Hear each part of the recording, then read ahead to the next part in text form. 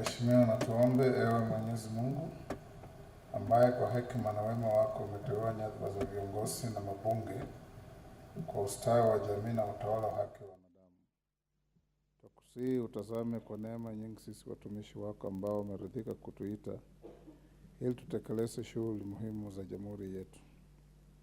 Tukuomba uteremshie baraka zako sisi tuliotukanika hapa, na utujalie tuyatende na kufikiria mambo yote yatakayofikishwa mbele yetu kwa njia ya haki na uaminifu, ili utukufu na sifa zako ziendelezwe, na ili kustawisha amani, ufanisi na heri ya nchi yetu na wale ambao haja zao umezikabidhi mikononi mwetu.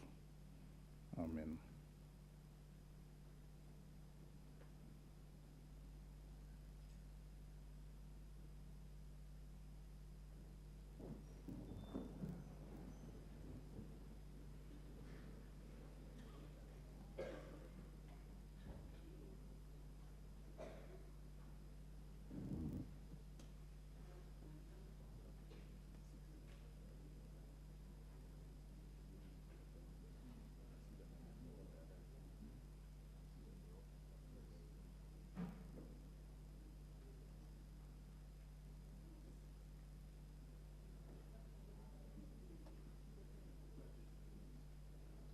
Sergeant, you may ring the division bell.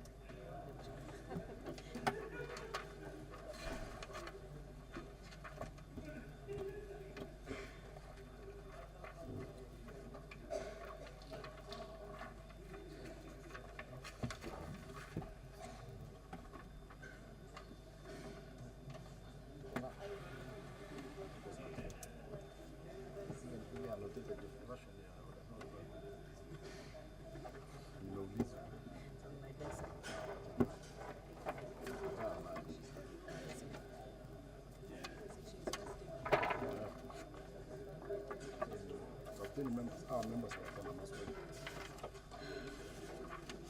1, 2, 3, 4, 5 questions.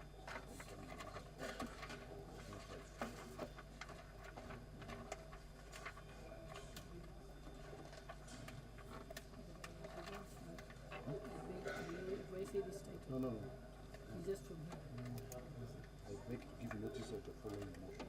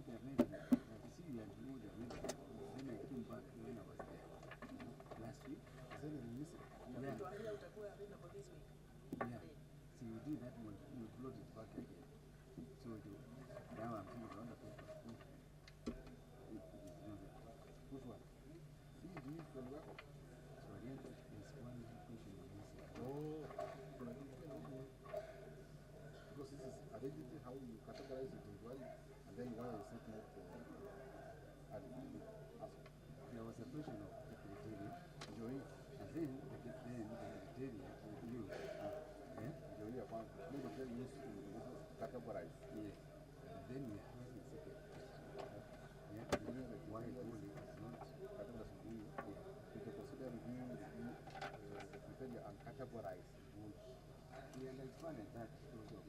No, it takes care of what you want. Consider reviewing the criteria used and categorize reviewing as an adequate, considering that I read the previous slide and most of it. It takes care of your question.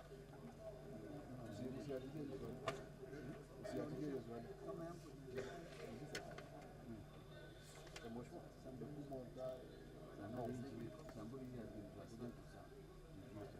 No, hujapata text usapata ama simu za kujibu.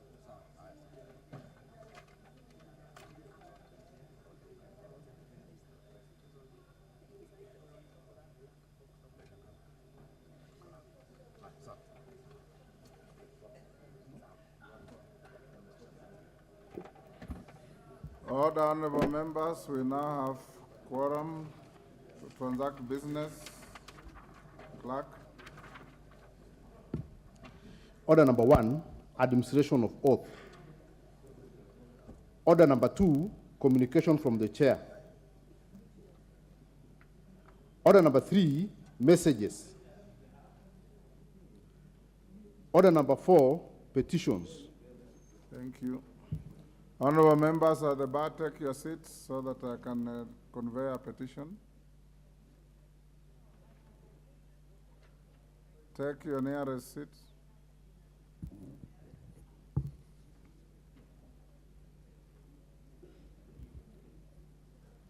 Honorable members, I wish to convey a petition regarding the illegal acquisition of private land by the defunct Awendo Town Council. Honorable members, Article 119 of the Constitution accords any person the right to petition Parliament to consider any matter within its authority. Further, Standing Order 2252B requires the Speaker to report to the House any petition other than those presented by a member. Honorable members, I wish to report to the House that my office has received a petition from one Mr. Boniface Otieno Opere of identity card number 4238636 and 4 others representing members of Team Kinder Self-Help Group in Awendo Town, Migori. The petitioner stated that in 1988, the allocation of plots to various persons was halted by the then South Nyanza District Plot Allocation Committee on grounds that the government had not acquired the said parcels of land. The petitioners claim to have lodged a complaint with the Minister of Lands and were confirmed to be the legal owners of the said land. The petitioners further affirm that in 2003, the Awendo Town Council embarked on evicting landowners without any notice and orders from any court on grounds that the said parcels of land had been compulsorily acquired by the government. Honorable members, the petitioners consequently took legal action in 2005 by suing the Awendo Town Council at High Court in Kisii, which ruled in their favor. Unfortunately, the council failed to produce acquisition and compensation documents to the court as directed. Further efforts by the petitioners to compel Awendo Town Council to produce acquisition and compensation documents were thwarted as the appeal was dismissed and directed to the district land registrar to issue title deeds to the original landowners. Honorable members, the petitioners further state that the Awendo Town Council, having been dissatisfied by the judgment of the Court of Appeal, applied for certificate to appeal its decision at the Supreme Court, which was dismissed by the Supreme Court. The petitioners therefore pray that the National Assembly engages the Minister of Lands, Housing and Urban Development to ensure that the petitioners are fully compensated for the lands they lost due to illegal allocation by the defunct Awendo Town Council. Having established that the matters raised in the petition is well within the authority of the House, and further that the matters raised are not pending before any court of law, constitutional, or legal body, I hereby commit the petition to the Public Petitions Committee for consideration pursuant to Standing Order 208A. The committee is required to consider the petition and report its findings to the House and to the petitioners in accordance with Standing Order 2272. I thank you.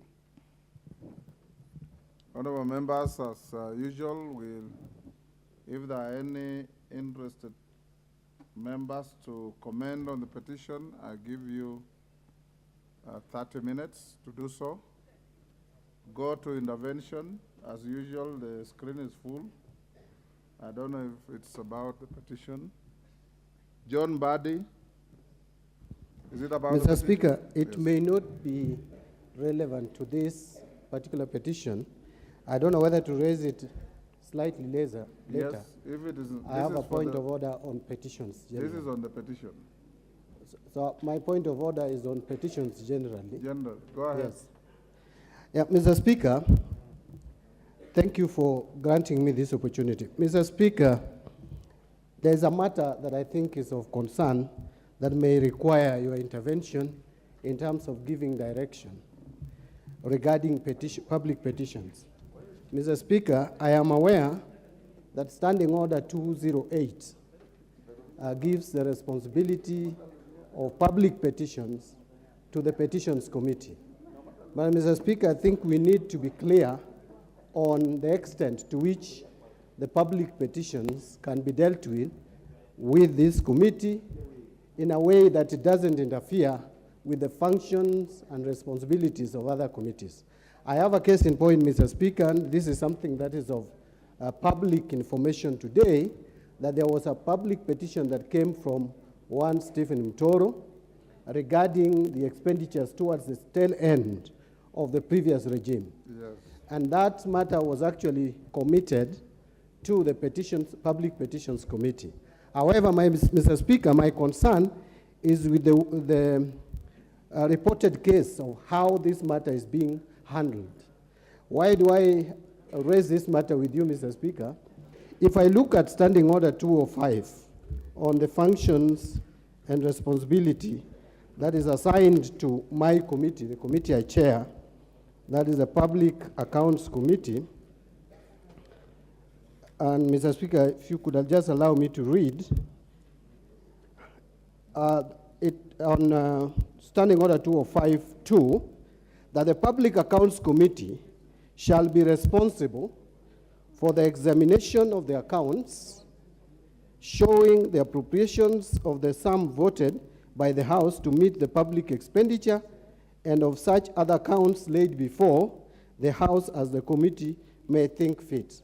Mr. Speaker, my concern here is the Petitions Committee will deal with this matter.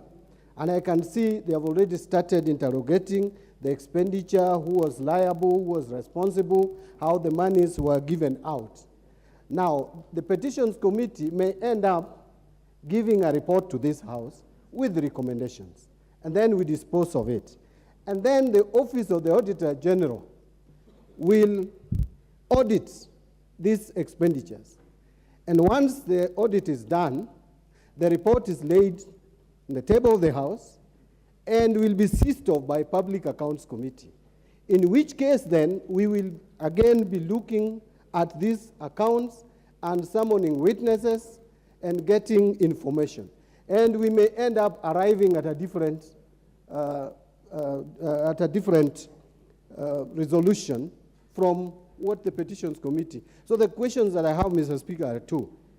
Chances that this House may end up with two different or contrasting positions on the same matter. Two, on a matter like this, Mr. Speaker, before you investigate an expenditure, you need the Office of the Auditor General to audit.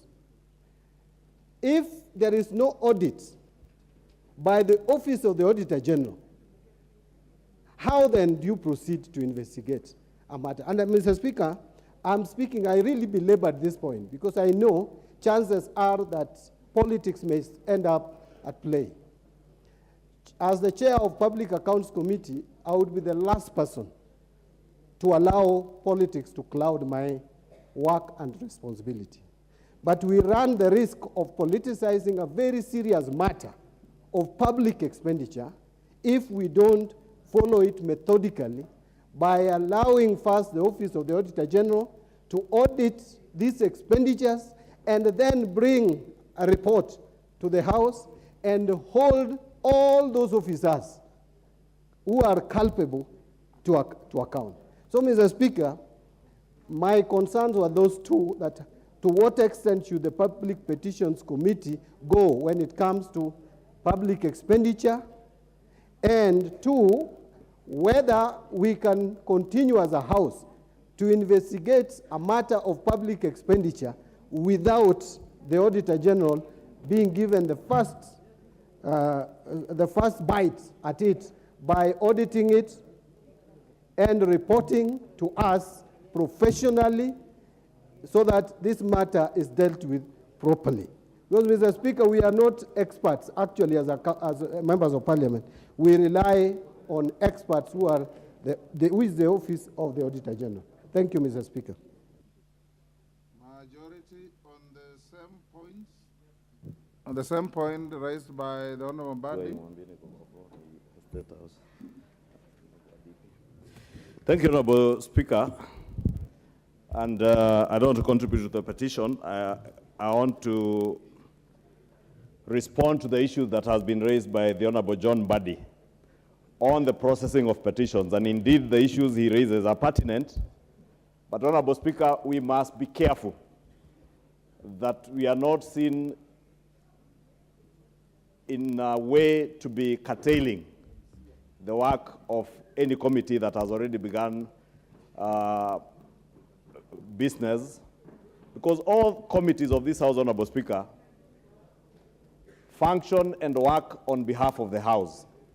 And whether the Public Petitions Committee has a petition before it, and even the petition you've just read, Honorable Speaker, I believe will most likely end in the Public Petitions Committee. And it is a new committee, Honorable Speaker, and therefore there are issues that we will continue to polish up even within our standing orders so that we create boundaries.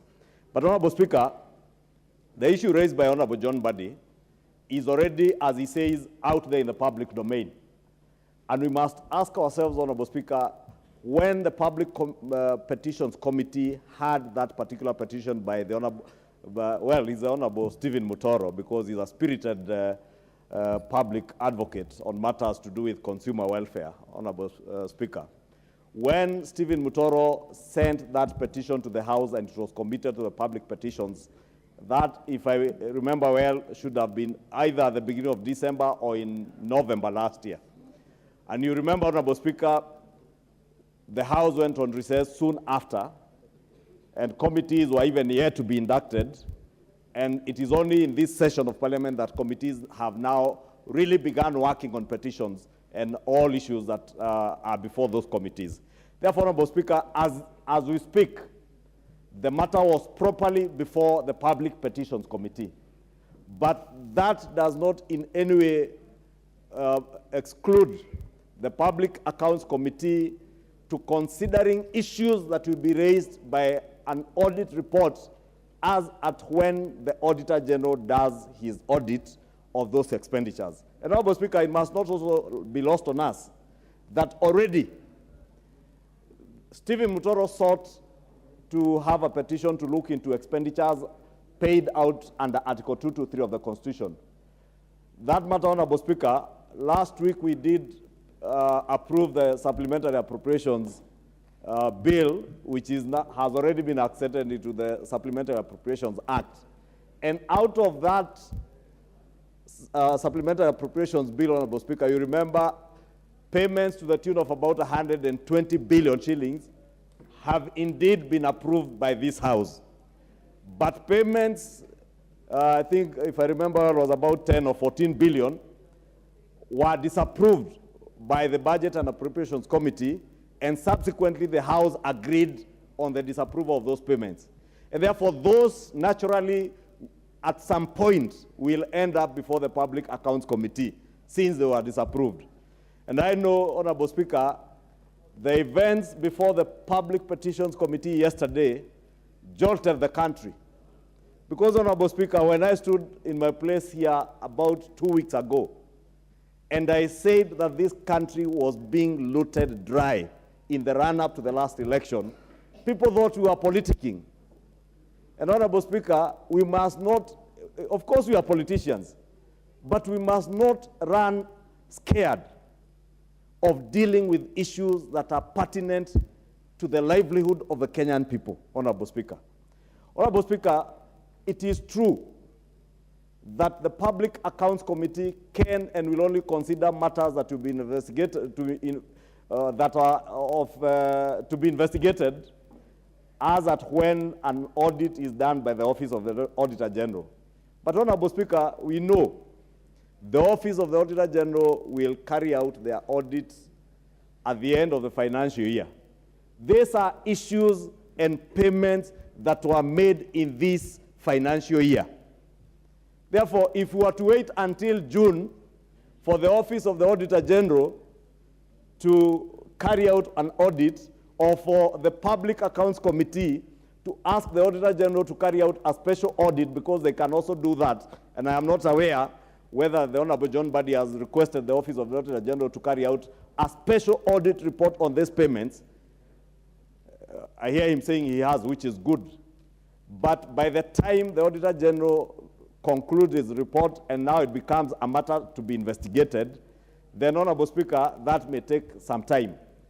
But already, and we are a house that should be addressing issues that are of concern to the Kenyan people. Already the the Public Petitions Committee has allowed Kenyans to get information, as was availed to Kenyans yesterday by Madam Margaret Nyakango, the Controller of Budget, and divulge information that is important for Kenyans to know. So that, Honorable Speaker, when many of us assert that there are people in the last regime who are on a looting spree, and we are often told, please don't tell us that those people are stealing. Do something about it. Honorable Speaker, what needs to be done is what this Public Petitions Committee is doing. It is what the Honorable John Buddy, through his Public Accounts Committee, will later do. And also, Honorable Speaker, I'm sure you're aware, because I've had a discussion with the Chair of the Finance Committee and the Chair of the ICT Committee, the Honorable KJ. They are already working towards having a joint committee to also look at the policy issues and other issues that led to the payments, especially of the 6.1 billion shillings that were looted on the pretext that we were buying back government shareholding of Telcom Kenya, Honorable Speaker. Therefore, Honorable Speaker, I just want to caution my good friend John Buddy, without in any way imputing any improper motive on his raising the issue now, that we must be cautious not to be seen to be curtailing the work of the Public Accounts Committee, especially after what was disclosed and made public yesterday. And we must encourage other public officers, Honorable Speaker, that they have the protection of this House and committees of this House to avail information and furnish members of this House and, by extension, members of the public on all details of the theft and looting that was carried out in the wee hours of the last regime, Honorable Speaker. Because when you heard the other day the Deputy President assert that money was being ferried to people's homes using helicopters, Kenyans imagine this is fiction. It is not fiction. No wonder, Honorable Speaker, you saw the desperation that was there to interfere with the elections and the election results, Honorable Speaker. And maybe, Honorable Speaker, is also the other reason why now you see a belated attempt, and very belated, to try and intimidate government to bring back some of those subsidies that were utilized to loot from the Kenyan people. Because these people, Mr. Speaker, never get satisfied. They were fed by the fuel subsidy, They were fed by Telcom Kenya. They were fed through the maize subsidy. And, Honorable Speaker, we must forgive them because you may never satisfy everybody's greed. But we as a House must stand and allow all our committees to work in line because, and the Honorable John Buddy is a seasoned legislator, he knows our standing orders have the boundaries of where the Public Petitions Committee will get to, and where the Public Accounts Committee will pick up from, and where the departmental committees, the matters that the departmental committees can inquire into. Therefore, Honorable Speaker, I really want to beg, even as you consider the issue that has been raised by John Buddy, we be cautious not to be seen to be curtailing the relay and disclosure of critical information to the public, because it is important that Kenyans get to know how their country was looted, so that we stop future regimes from stealing from the people of Kenya. And I said yesterday, Honorable Speaker, I was contributing on the issue of extrajudicial killings. If we form a habit of burying our heads under the sand and burying our history, that we say, let us now forget what was done yesterday and move on, Honorable Speaker, we get into this cycle of people stealing and impunity being entrenched in our governance structures, Honorable Speaker. And I am sure the Honorable John Buddy doesn't want and doesn't intend us to take that direction. And I have confidence that when the Auditor General finishes his special audit, John Buddy will also table a report here to tell us how that money was looted, and including an audit trail. Because, Honorable Speaker, when I said here that 6.1 billion ended up in people's personal accounts, ended up in accounts in the Cayman Islands, Honorable Speaker, I knew what I was speaking about, and I did assure the House and the country, when the time comes, we shall divulge all this information, and we expect all investigative agencies from EACC to ensure that they get to the rock bottom of this matter and hold people to account.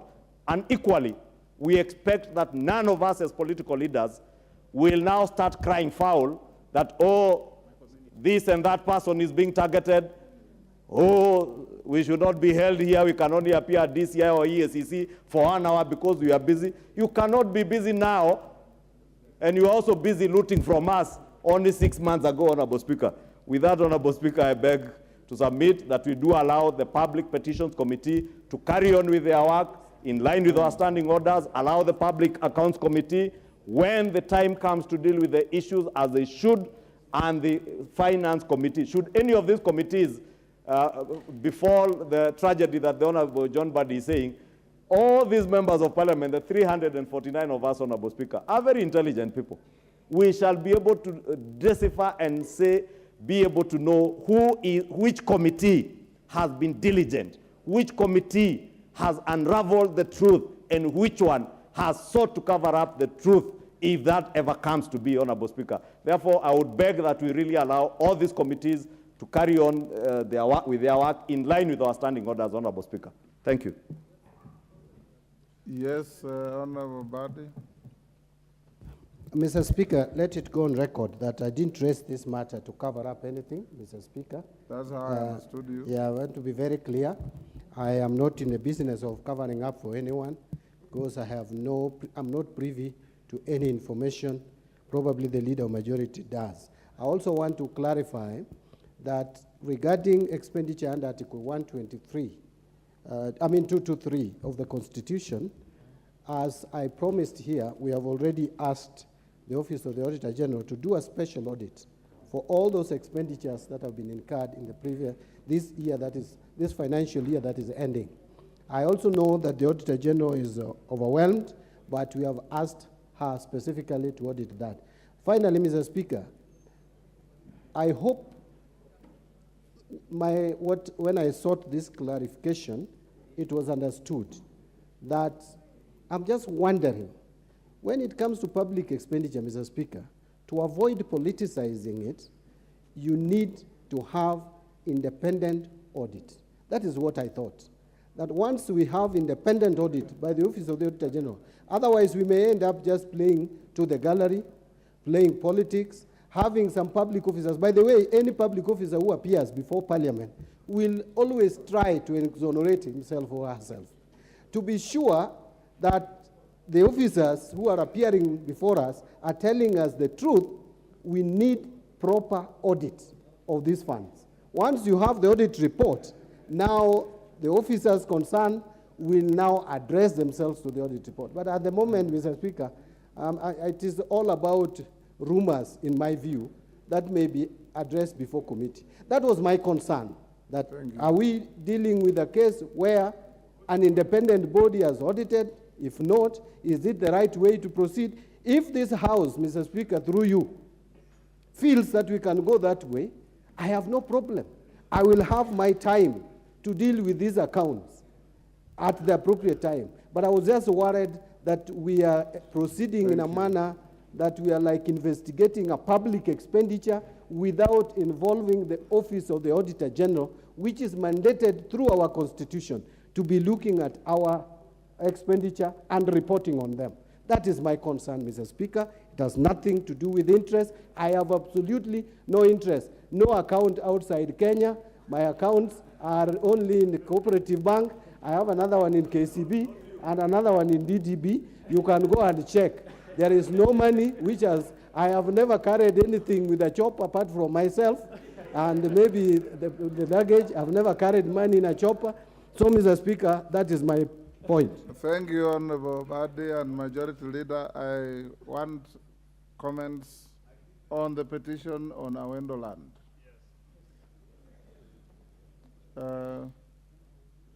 Kiarie?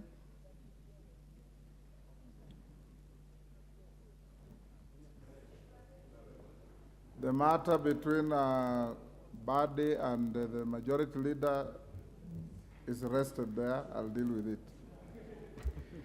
Thank you very much, Mr. Speaker. And concerning the matter of the Awendo land, to my mind, the Petitions Committee, as has been formed in this 13th Parliament, is up to task and very current on the matters that are happening in the country, Mr. Speaker. And whatever recommendation that would come out of the Petitions Committee is not bound by whatever other recommendation that would come out of any other office in the land, Mr. Speaker. But for me, the biggest concern, Mr. Speaker, by the submissions that have been made, was the questioning of the mandate of the Committee of CII, Communications, Information and Innovation, on the matter of telecom, Mr. Speaker.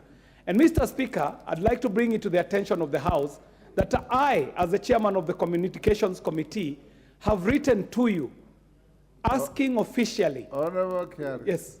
You are definitely not commenting on the Awendo petition. The matter you are talking to. Yes. Is a matter we prosecuted yesterday or day before. You've written to me, and it's within my competence. I'm working on it. I'm well guided, sir. It is not before the House. I'm well guided, sir. Thank you. I would conclude it by saying, either Mr. you Speaker, are supporting the Awendo petitioners or you are not. Mr. Speaker, Yes. the petition found its way and it's rightly before this House, and you committed it to the Committee on Petitions, Mr. Speaker, and it is actually raising an extremely emotive issue, Mr. Speaker. The issue of extrajudicial killings, the issue of forced disappearances. Each and every member in this House can tell you of a case of disappearance, Mr. Honorable Speaker. Carrier. Yeah. You are now discussing two petitions that were dealt with yesterday. Oh, Mr. Speaker, I rest my case. Thank you. I think you have been too busy of late with your constituents.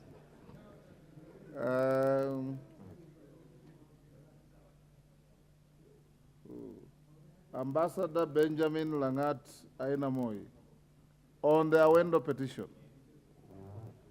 Mr. Speaker, thank you for giving me this opportunity to comment on this petition on Awendo land.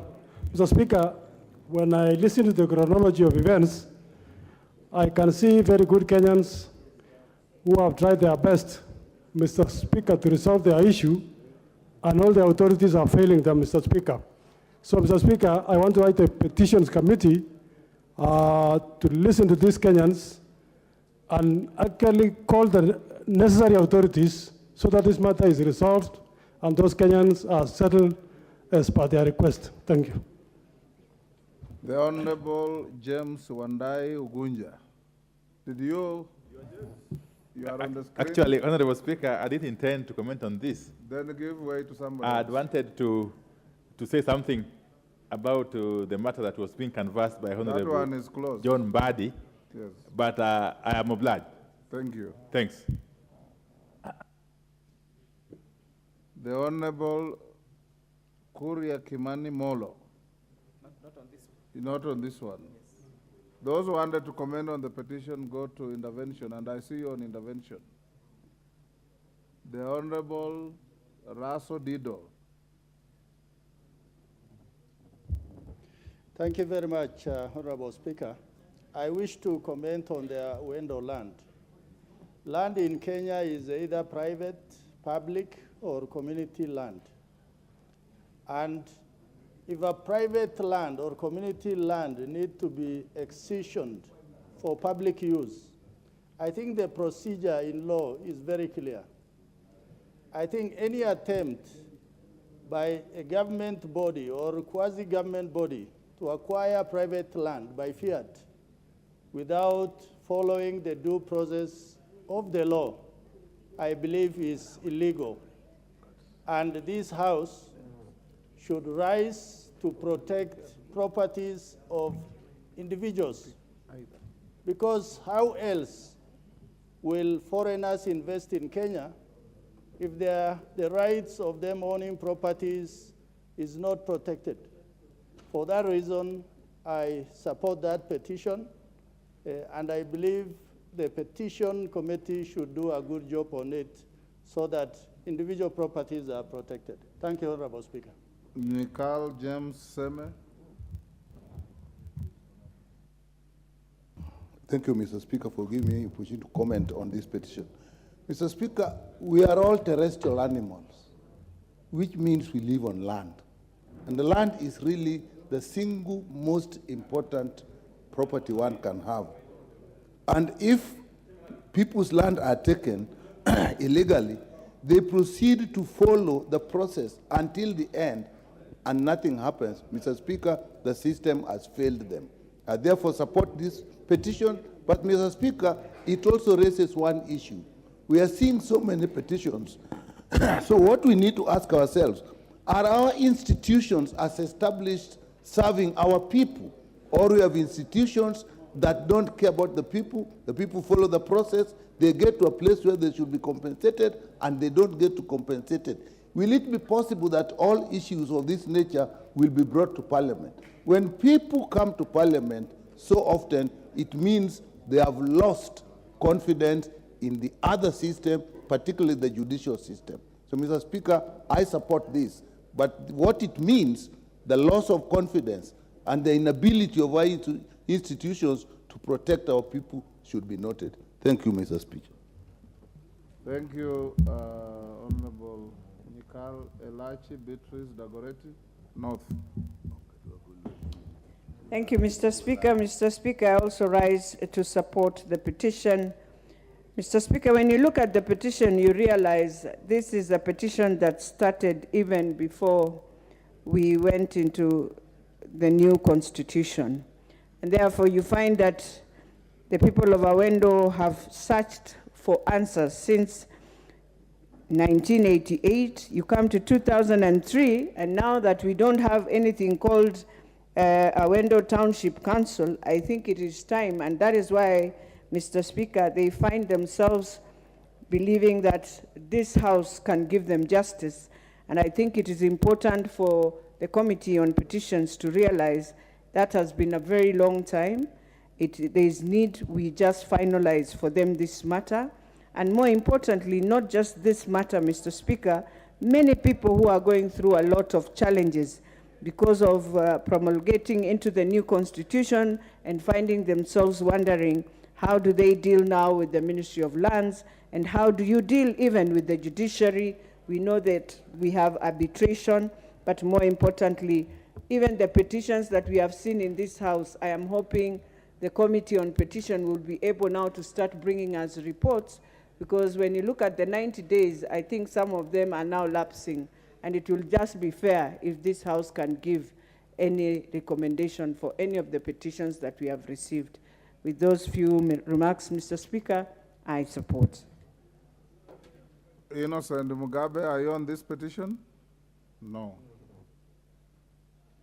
Baringo North, Member of Parliament, are you on this petition? Go ahead. Mr. Speaker, I rise to support this particular petition. If you realize many Kenyans are duped through judicial process because of the big boys who are able to satisfy their quotas and make rulings in favor or against the citizens, innocent citizens, who could have otherwise benefited from compensation. Mr. Speaker, the coming of this petition to this House, I agree with Honorable Promseme that this is a vote of no confidence from the public, from the people of Awendo, to the judiciary of this country. Secondly, Mr. Speaker, there is need actually to regularize the number of petitions that comes to this House.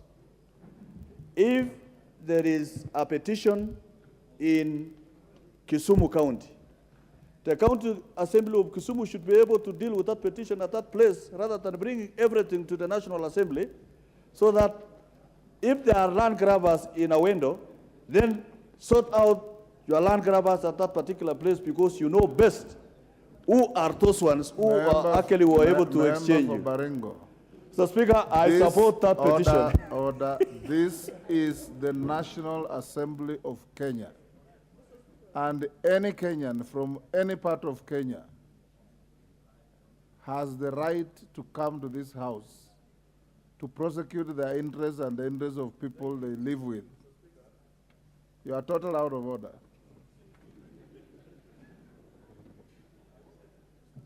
Stephen Mule, are you queuing for this? Thank you very much, Mr. Speaker. First and foremost, I want to support this petition. And I want to ask the committee to move with speed because, Mr. Speaker, since 1988, there are many Kenyans, not only on this petition, but many Kenyans in this country, whereby their land has been acquired illegally, either by former town clerk officers or by the county government. Mr. Speaker, I want to bring to attention of the committee which will handle this, the committee of petition, that you can imagine some people who have gone the court process to reclaim back their land. And the court has ruled to make sure that they are compensated or the land is returned to them. And the county governments of the day, they are not able to pay those Kenyans, they are not able to return the land, they are not willing to cooperate. So, Mr. Speaker, the kind of ruling and the kind of expectation we are expecting from this committee should look at all issues regarding land which has been acquired from either the public, a family, individual, illegally, to have justice for their property in this country. I support, Mr. Speaker. Member for Marakwet, is it West? Will be the last one now.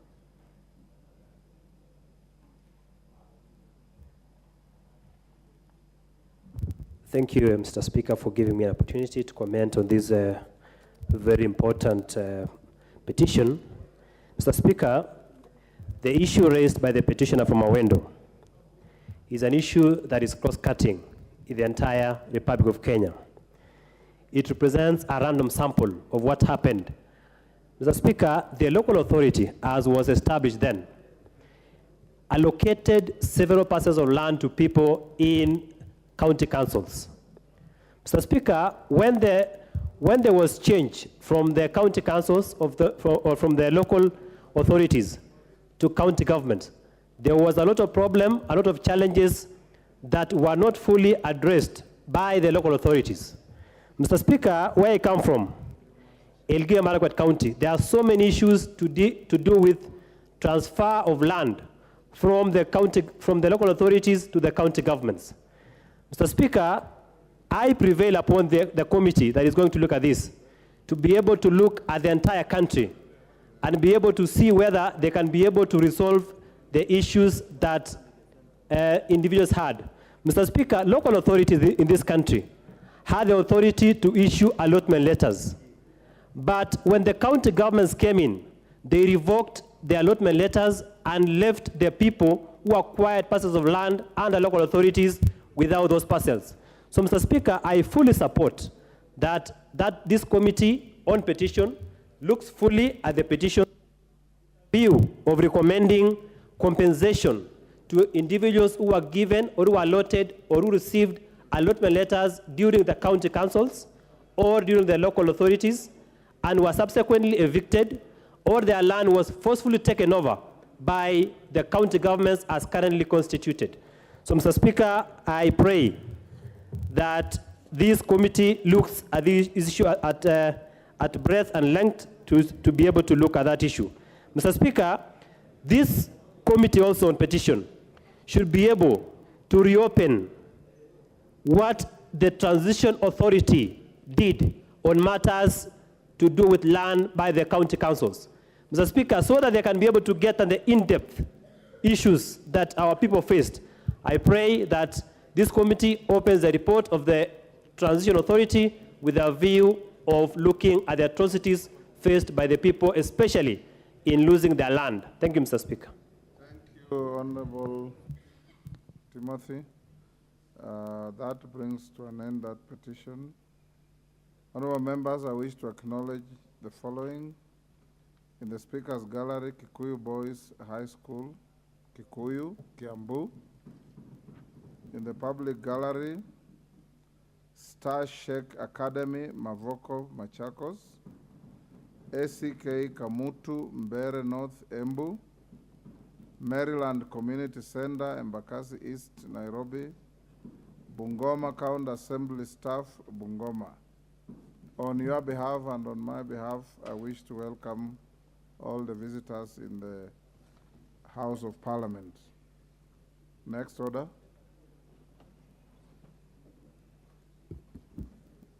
Order number 5, papers. Majority. Owen. Thank you, Honorable Speaker. Honorable Speaker, I beg to lay the following papers on the table of the House today, Wednesday, March 8th, 2023, in the afternoon sitting. 1. Reports of the Auditor General and financial statements in respect of the following institutions for the year ended 30th June 2021 and the certificates therein. Cooperative University of Kenya, Kenya Railways Corporation, and Dr. Daniel Wako Marende Technical and Vocational College. 2. Reports of the Auditor General and financial statements in respect of the following constituencies for the year ended 30th June 2021 and the certificates therein. 1. Sotik, Kandui, Kisumu West, Rarieda, Emuhaya, Kinango, Garsen, Luanda, Bureti, Aina Moi, Belgut, Gem, Sabatia, Vihiga, Nyando, Kisumu Central, Lamu East, and Galole. 3. Reports of the Auditor General and financial statements in respect of the following institutions for the year ended 30th June 2022 and the certificates therein. New Partnerships for African Development, Africa Peer Review Mechanism, NEPAD APRM, Kenya Secretariat, Anti-Counterfeit Authority, Local Authorities Provident Fund, Kenya Industrial Properties Institute, Railways Development Levy Fund Holding Account, State Department of Transport, Technical Assistance to Enhance the Capacity of the President's Delivery Unit, ADB Grant number 550055012902 project, State Department for Interior and Citizen Services, National Police Service Commission Staff Car Loan and Mortgage Scheme Fund, and finally, Kenya Youth Empowerment and Opportunities Project, credit number IDA 5812-KE, Micro and Small Enterprises Authority.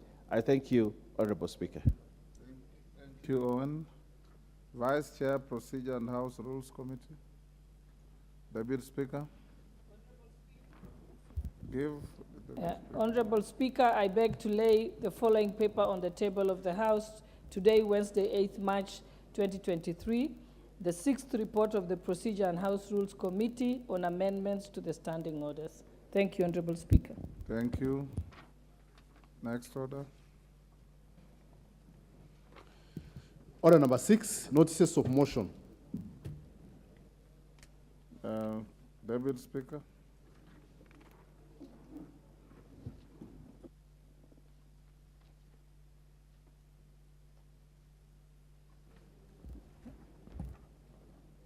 Honorable Speaker, I beg to give a notice of motion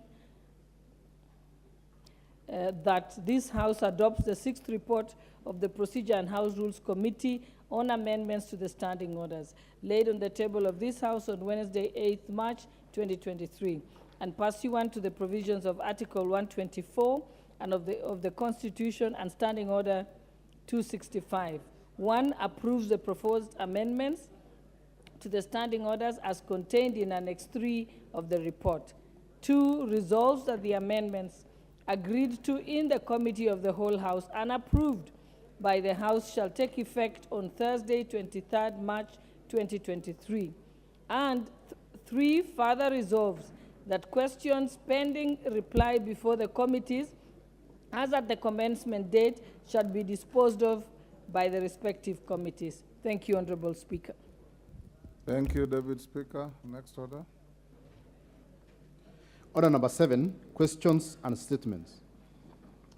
Honorable members, I'll start with a statement by the Honorable Member for Embakasi Central, Benjamin Gadiru.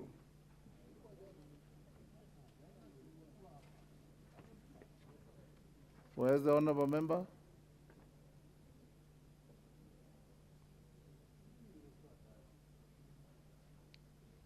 Member for Embakasi Central. Statement on unfair trading practices by foreign investors in Kenya. Is he? Can you give the member the microphone? There you are, Mheshimiwa. Thank you, Mr. Speaker. I rise to request for a statement regarding unfair trading practices by the foreign investors in Kenya. Honorable Speaker, pursuant to the provision of Standing Order number 44-2C, I wish to request for a statement from Chairperson of Departmental Committee on Trade, Industry and Cooperative regarding the unfair trading practice by foreign investors in the country.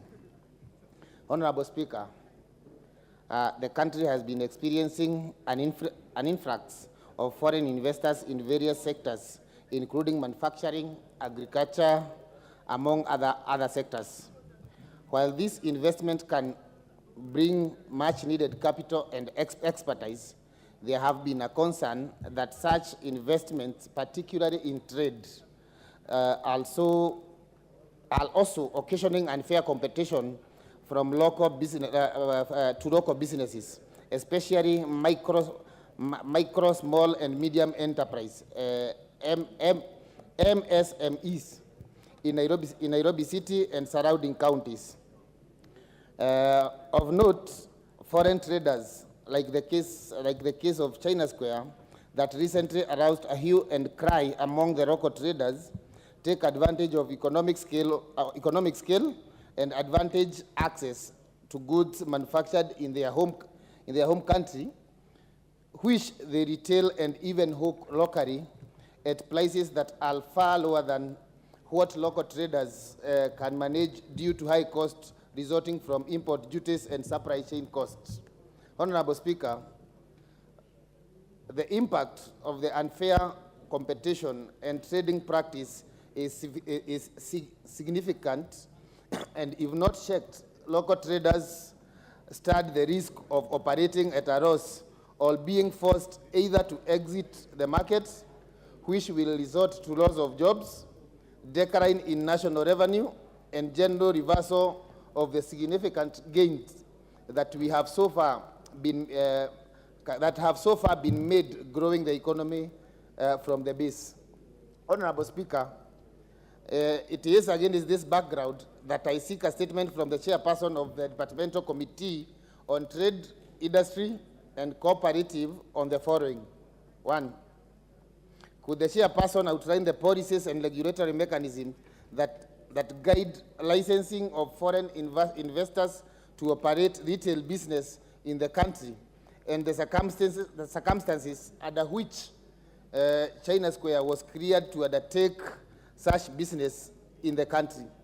Number 2, what measures have been put in place to ensure local traders are cushioned from unfair trading practices and competition from foreign investors, particularly in retail trade, including measures for protection and promotion of local investments and enterprises with a view to ensuring long-term growth and development in the Kenya economy. Thank you, Honorable Speaker. Thank you, Honorable Member. The Committee on Trade, Industry and Cooperatives, is the chair here? Any member convey to your chair that we need a response in 2 weeks? Let's go to the questions now. First question, 026, Honorable Indikiri Mwiridhania. Thank you, Mr. Speaker. Pursuant to the provisions of the Standing Order 42A5, I wish to ask the following question. Question number 026/2023. Could the Cabinet Secretary explain the criteria used by the Ministry to categorize some regions in the country as arid and semi-arid land ourselves? Could the government consider reviewing the criteria used and categorize Boro constituency as arid and semi-arid region, considering that the aridity index is high in the most part of the constituency? Thank you, Mr. Speaker. Departmental Committee on Regional Development, is the chair here? Expect the answer in response in 2 weeks. Next, the Honorable Aduma Owor MP, question 027. Member for Nyakach. Thank you, Mr. Speaker. This is the one and the only member for Nyakach. Thank you, Mr. Speaker. My question is also pursuant to Standing Order 42A5. Chair, my question is to the Cabinet Secretary for Tourism and Wildlife and Heritage. And my question is, could the Cabinet Secretary explain the circumstances that led to the fatal injury of Meshach Otieno Law of ID number 146056662 on 12th February 2023, and the death of Sylvan Solwach Otieno, a minor, on the 19th February 2023 following an attack by the stray hippopotamus in the area.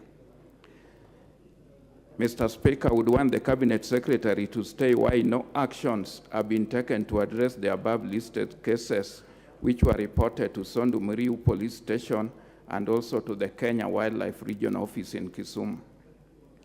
I would want the Cabinet Secretary also to state any compensation plans that the ministry had put in place for farmers whose crops were destroyed by the said hippopotamuses and the families who lost their loved ones through the attack by the wild animals.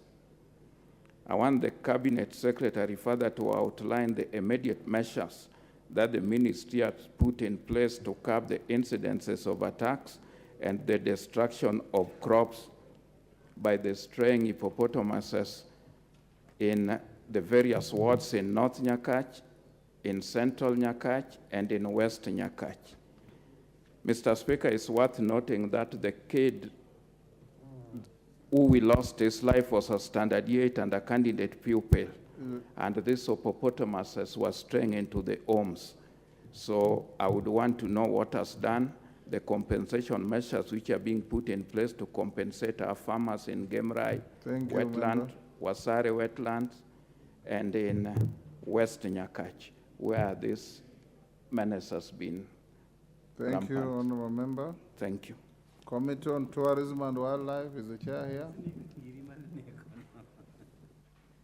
Member, any member, inform your chair. We need an answer in 2 weeks. Member for Matungulu, Stephen Mule, question 028.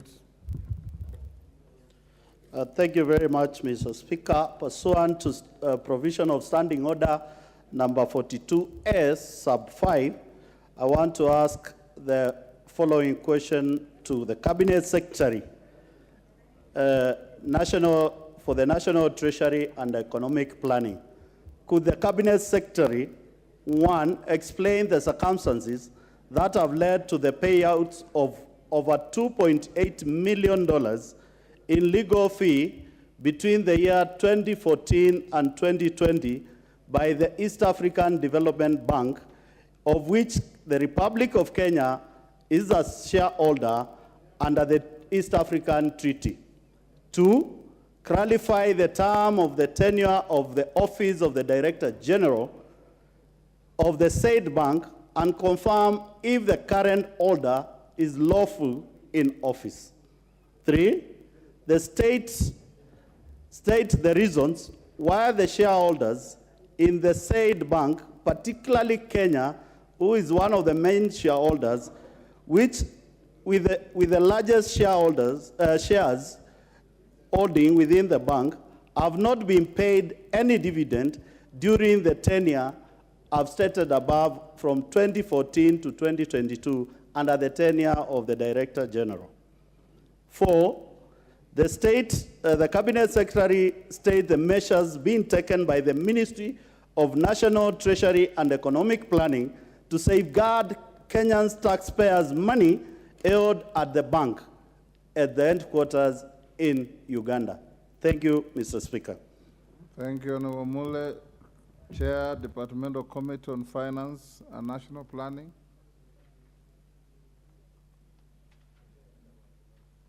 Is that the MP for Molo? When can you bring the response?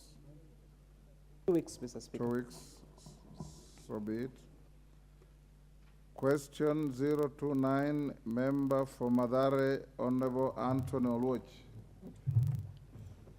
Thank you, Honorable Speaker. I rise to ask question number 029 of 2023, the Cabinet Secretary for Health. I would like the Cabinet Secretary to outline what steps the ministry is taking to expedite the posting of medical interns who graduated in 2022, but who are yet to receive their posting letters, which they ought to have in order to commence their internship. I would also like the Cabinet Secretary to explain what measures the ministry is taking to fast-track internship for affected students, noted that they cannot practice anywhere in the country until they obtain medical licenses, which are a prerequisite upon completion of internship.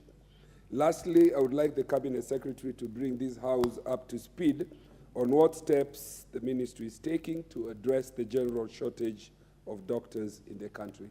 I thank you, Honorable Speaker. Thank you, Honorable Loch. Chair, Departmental Committee on Health, Dr. Bokose, when can you bring the response? Thank you, Mr. Speaker, and I want to thank Honorable Lodge for that question. I'll be able to bring the question to the House in 2 weeks' time. Thank you. The next question, 030, the Honorable Jared Okello, member for Nyando. I thank you, Honorable Speaker, and permit me firstly to congratulate you, Bwana Speaker. You have added an additional feather in your hat. And now you are right, Honorable Moses Masika Wetangula Udhiambo, Doctor. Congratulations. Where does Odhiambo come from?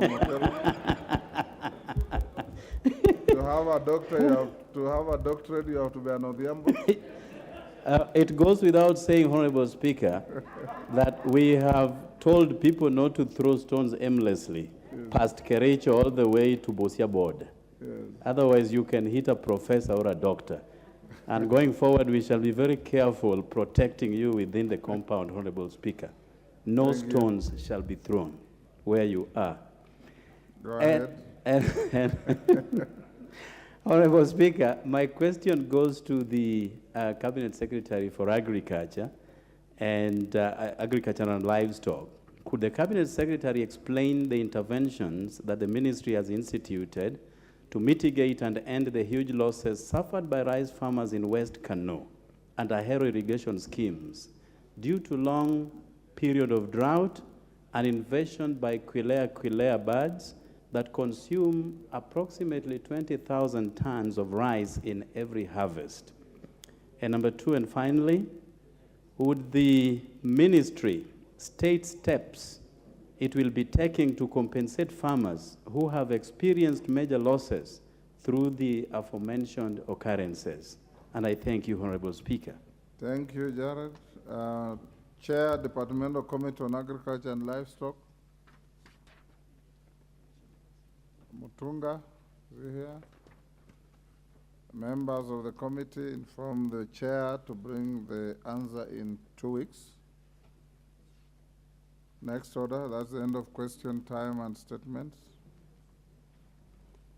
Order number 8, procedural motion, extension or period for consideration of certain public petitions.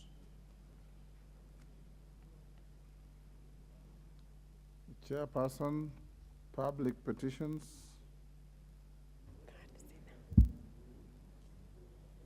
Yes, member for Turbo, proceed. Thank you.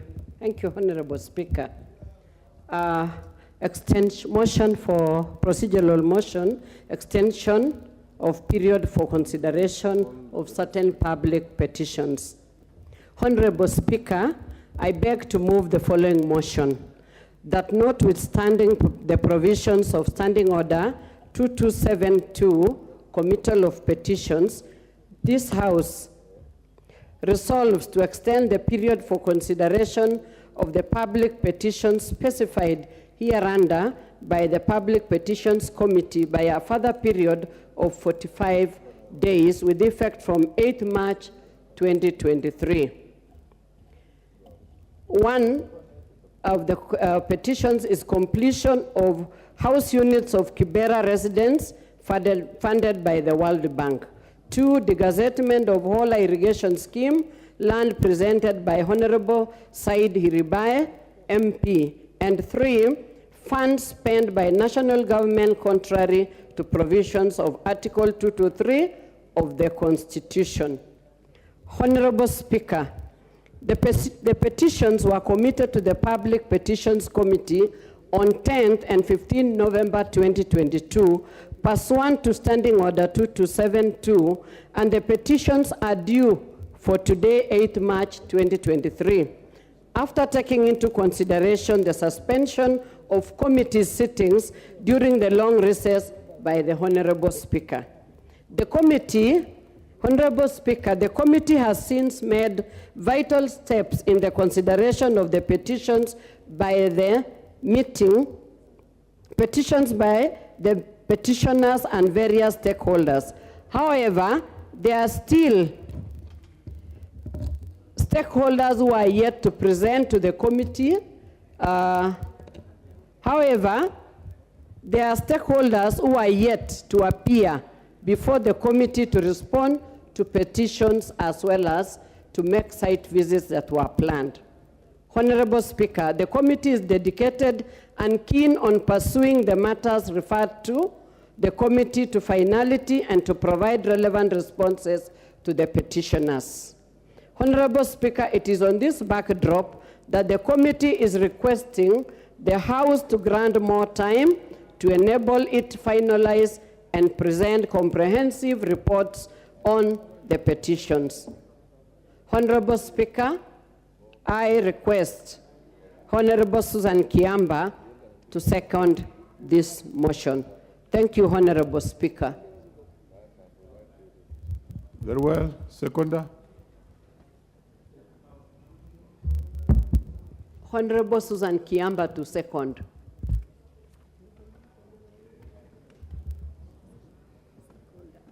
Thank you, Mr. Speaker.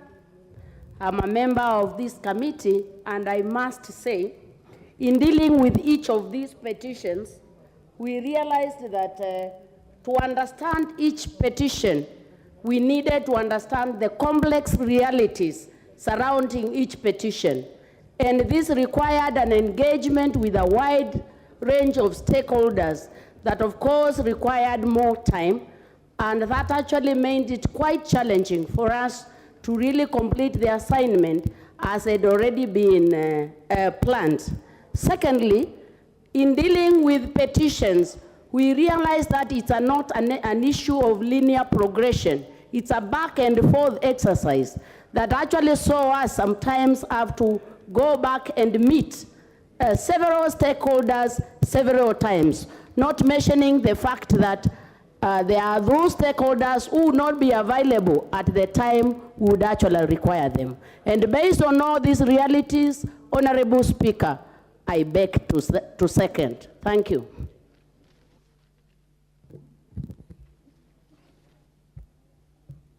Very well. Honorable members, I now propose the question that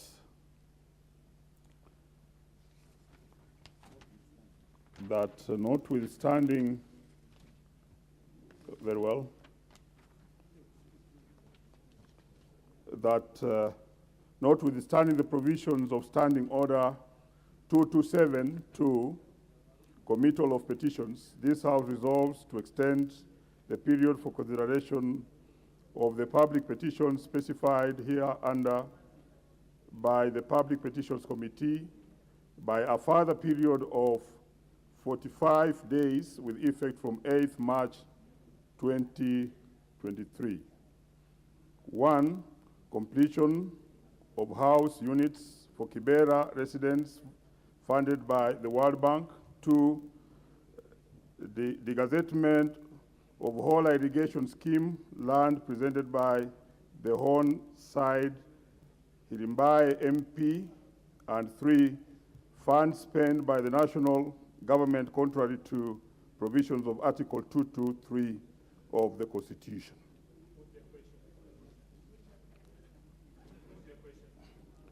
Is it the mood that I put the question? Yes. Honorable members, I now put the question that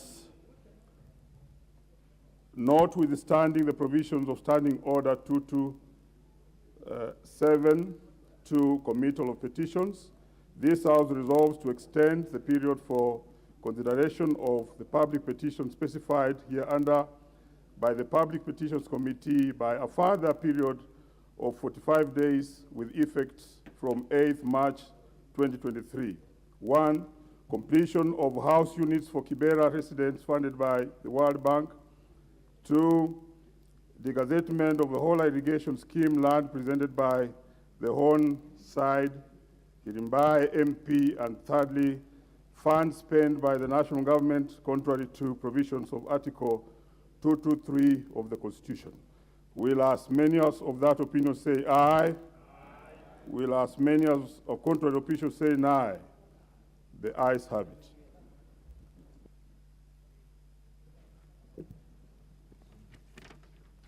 Order number 9, the National Rating Bill, National Assembly Bill number 55 of 2022, first reading.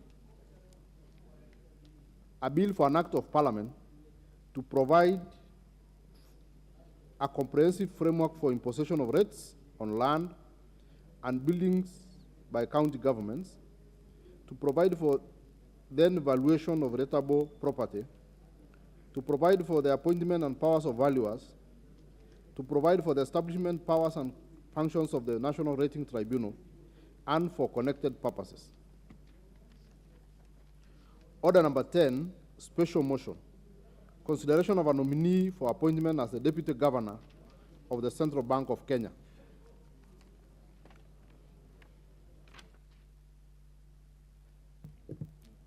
Mover.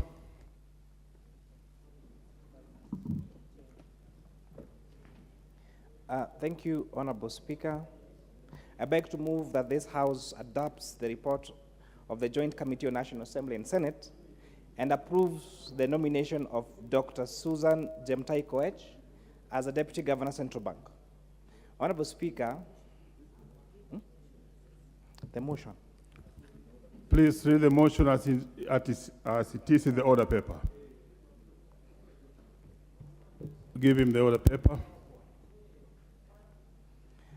Thank you.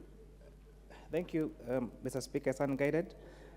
I beg to move that, taking into consideration the findings of the Joint Committee of the National Assembly Departmental Committee on Finance and National Planning and the Senate Standing Committee on Finance and Budget on its report on the vetting of Dr. Susan Jemtai Koech for the approval as Deputy Governor of Central Bank, laid on the table of this House yesterday, Tuesday, 7th March 2023, and pursuant to Section 13B1 and 13C1 of the Central Bank of Kenya Act, Section 8.2 of the Public Appointments Parliament Approval Act of 2011, and Standing Order 216.5F of the National Assembly Standing Orders, that this House, Honorable Speaker, approves the appointment of one Dr. Susan Jemtai Koech as a Deputy Governor of the Central Bank of Kenya.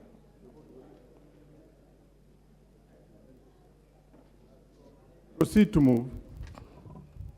Honorable Speaker, I beg that this House adopts the report of the Joint Committee of Finance and National Planning and the Standing Committee on Finance and Budget of the Senate that we approve Dr. Susan Jemtai Koech.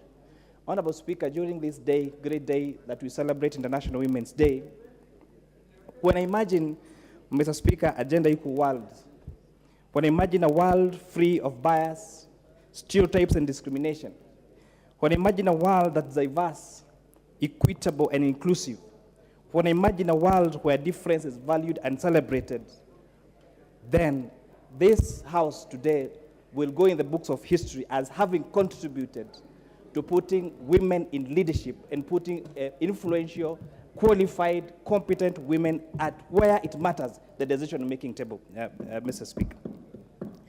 And I'd like to congratulate all the leaders in this House. And I know most of our women leaders are in New York, but the ones that are here led by our Deputy Speaker, Madam Boss, and all the women of this House, we celebrate you today.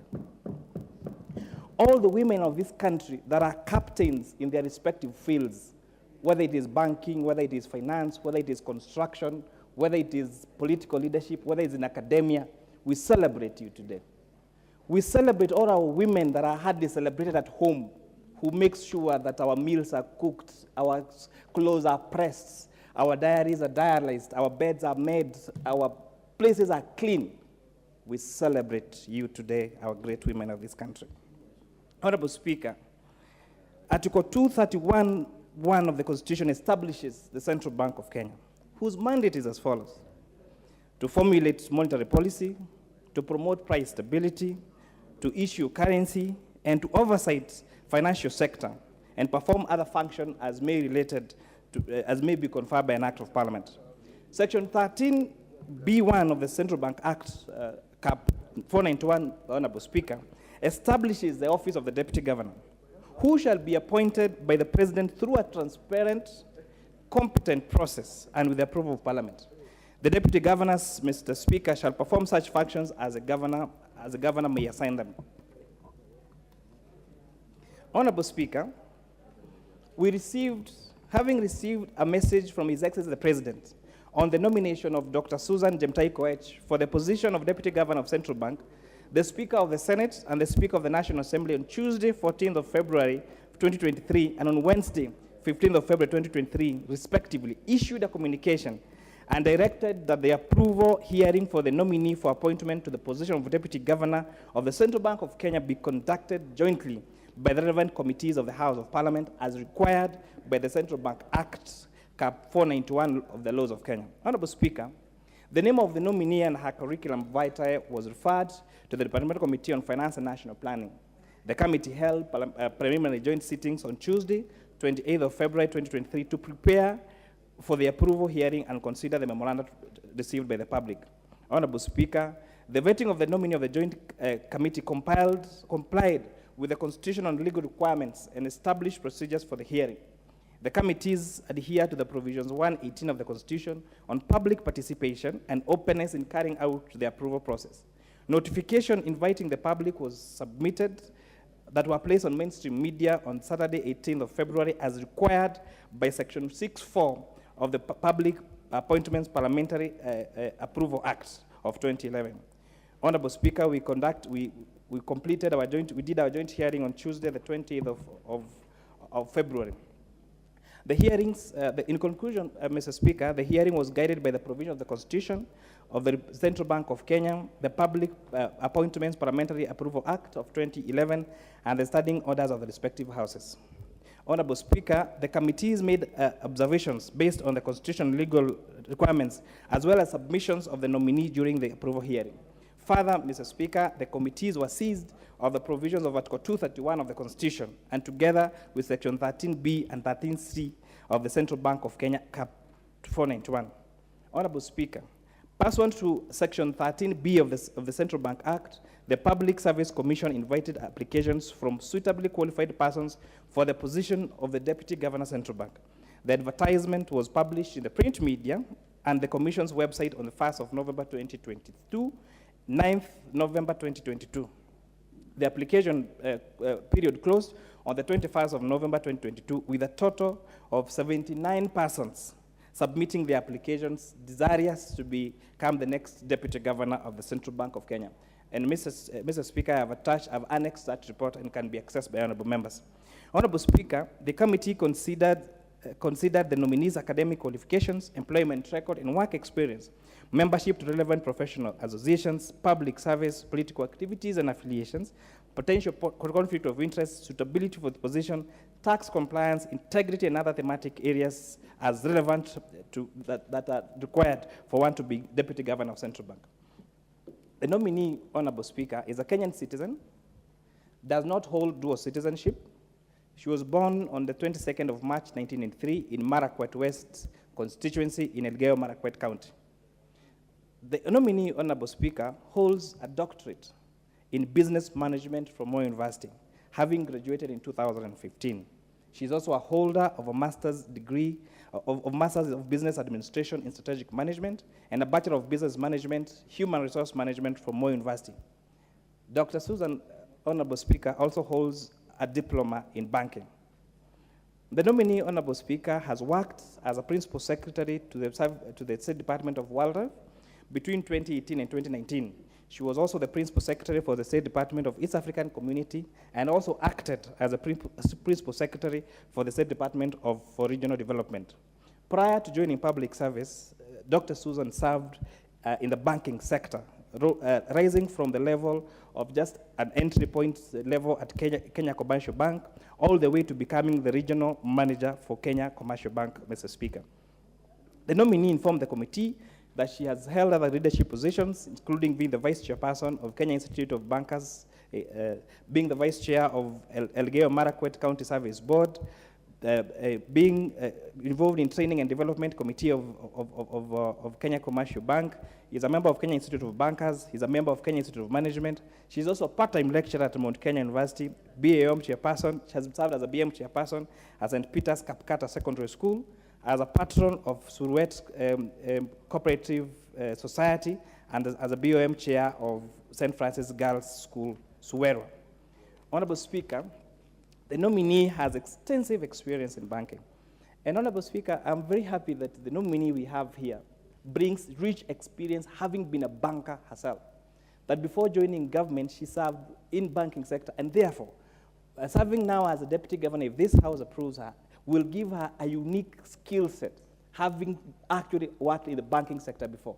In fact, when you're doing the interview, you're telling her perhaps she was even doing the wrong job being the PS for wildlife and everything else. This is where she really belongs, because it matches her academic qualifications, it matches her long experience as a banker with Kenya Commercial Bank, and has also demonstrated a lot of interest, including even continued membership in this in Kenya Bankers Association. The nominee, Mr. Speaker, it was considered opinion that means Chapter 6 of the Constitution on Leadership and Integrity, having been issued with clearance certificate from the relevant agencies, and that is EACC, KRA, DCI, Office, ORPP, and Higher Education Loans Board. Honorable Speaker, we did not receive any memoranda that opposed her nomination to the position. The nominee, Mr. Speaker, as I said, holds in-depth knowledge of the state of the financial development in Kenya and linkages to economic sectors across the region. Honorable Speaker, we put this nominee to task on the current move from the banking sector to fintech. Because, Honorable Speaker, if you realize in the 90s, the revolution was in the banks in early millennium, 2001, 2002. And that's when we found the mushrooming of banks, that Equity Bank that really progressed. Over the years, we went to mobile money, and that could explain the success of institutions like M-Pesa and Airtel Money and all these other mobile money transfer services. But, Honorable Speaker, there is an interesting trend that's coming up with digital lenders, coming up of digital savers, where most of our young people do not even hold a bank account. They operate from their mobile phones, and when they need to even access loans, they go to this digital service. And we asked whether she's versed with that, and whether she's versed that there's not even proper legislation to regulate all this. And that's why, Mr. Speaker, you might have realized a lot of harassment by these apps to our customers, because there is no clear legislation and policy framework around it. But this Honorable Speaker demonstrated that she understands the field, and when she comes in, she's going to hit the road running to make sure that these fintech companies that are offering these important financial services on digital platforms are regulated, Mr. Speaker. We talked even about the international stuff like cryptocurrencies and the bitcoins, Mr. Speaker. And that is where the country is. We are talking about people that lost billions, trillions of shillings in bitcoins. And nowadays, even a new trend of forex trading, where we have many people who are doing some legitimate business, others illegitimate business on forex. And someone will tell you, I am able to multiply your money and make so much money by just on forex trading. And if we do not move with time, then these things are going to catch up with us. And we're going to find ourselves in a situation where money has been lost, Kenyans are losing their money, and there is nothing, even any law, that we can tie those two. And we put this lady, Dr. Susan, to task, and I'm sure that if this House finds in its kind consideration to approve, and I beseech this House to approve this, and especially during at a time when when you're celebrating the National Women's Day, this great, competent, qualified, experienced, ready to serve as a Deputy Governor of Central Bank. With that, I move, Honorable Speaker.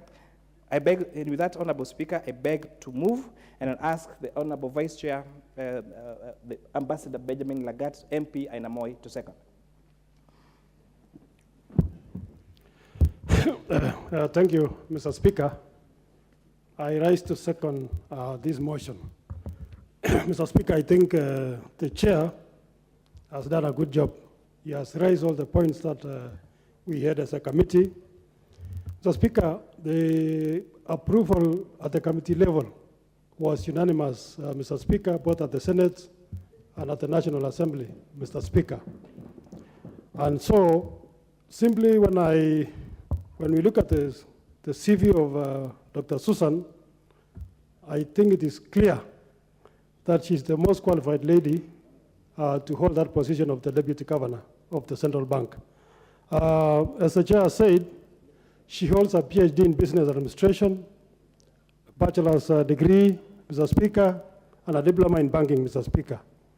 Mr. Speaker, in terms of experience, she has held leadership positions in this country as a Principal Secretary for East Africa Community from 2018 to 2019, and also Principal Secretary for the State Department of Wildlife from 2019 to 2022. Mr. Speaker, the committee is expected to check the suitability of the nominee, Mr. Speaker. And the suitability is checked, Mr. Speaker, we check it through academic qualifications, the experience of the person, and the integrity of that person, Mr. Speaker. And as I said, she qualified in terms of experience, she qualifies in terms of the academic qualification, Mr. Speaker, and she has no integrity issues. Mr. Speaker, I want to ask the House to approve the nominee, and we release her to go and start the job, Mr. Speaker. As we speak today, we have several challenges in terms of our economy, Mr. Speaker. Our Kenya shilling is depreciating, Mr. Speaker. I think in the last 1 year, we have seen the Kenya shilling depreciating by over 30%, Mr. Speaker, from 100 shillings to $1 to 135, Mr. Speaker. The cost of living, Mr. Speaker, is still an issue. So I think I want to ask the House to approve the nominee so that she can help to, in terms of resolving all those issues, Mr. Speaker. Mr. Speaker, I want to request the House to support, and I second, Mr. Speaker. Honorable members, I now propose the question that, taking into consideration the findings of the Joint Committee of the National Assembly Departmental Committee on Finance and National Planning and Senate Standing Committee on Finance and Budget in its report on vetting of Dr. Susan Jeptai Koech for approval as Deputy Governor of the Central Bank of Kenya, laid on the table of the House on Tuesday, 7 March 2023, and pursuant to Section 13B1 and 13C1 of the Central Bank of Kenya Act, Section 8.2 of the Public Appointments Parliamentary Approval Act 2011 and Standing Order 216.5F of the National Assembly, Standing Orders, this House approves the appointment of Dr. Susan Jeptai Koech as Deputy Governor of the Central Bank of Kenya.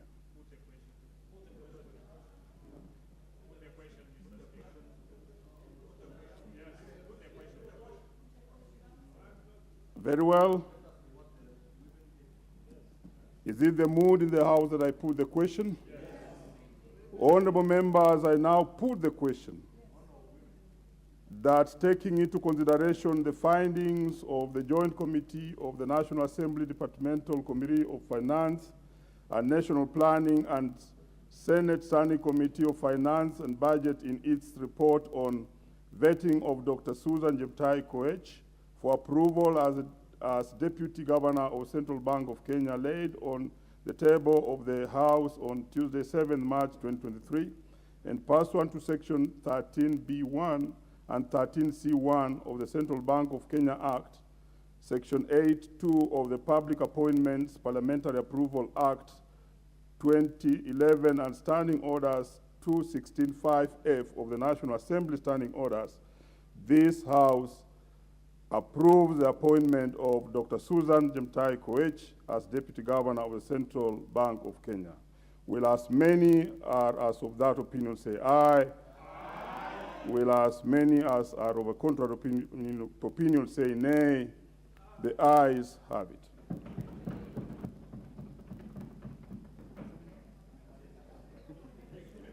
Next order. Order number 11, motion, general debate on the proposal to Parliament to consider amending the Constitution and the standing orders. Resumption of debate.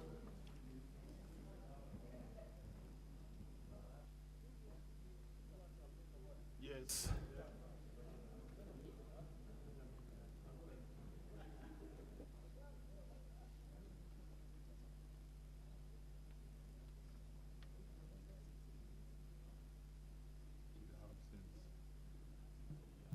Very well. On this motion, we had Honorable Jessica Mbalu, who was in the floor, and she had a balance of 6 minutes. What is out of order? Mr. Speaker, yes. I raised the issue that we probably don't have a quorum in this House. Yes. It is true. For purposes that it is true. Very well.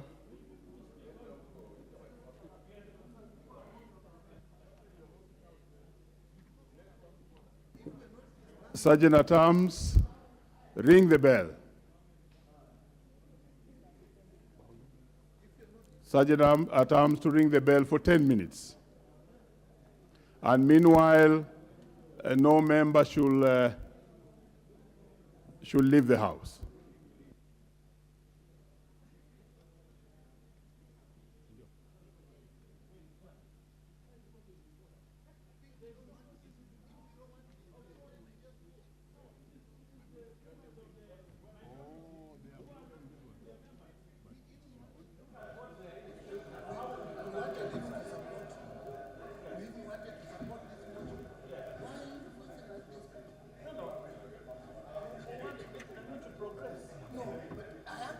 good point. I can show you my notes. I wanted to support this list. If there is no need to have a debate. Your members.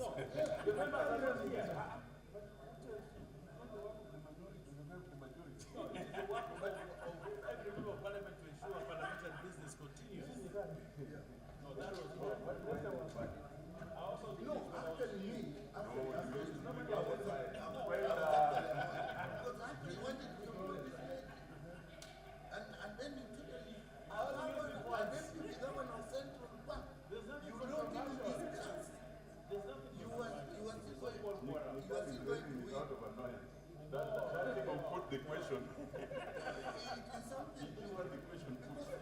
Look at my notes. I had actually said that because this lady has got good educational background. He has worked before the question was put. A question on, you should have wanted to show that I want to precedent. You should have done it before. No. You would have asked me that you supported me. No, but you know, yes, let me tell you, there is something about support with you. Yes. So, you know, even if you know you're going to win, carry the people with you. No, but the mood of the house is the mood. The mood. That is the mood I'm challenging. You can't have a mood where there's no quorum.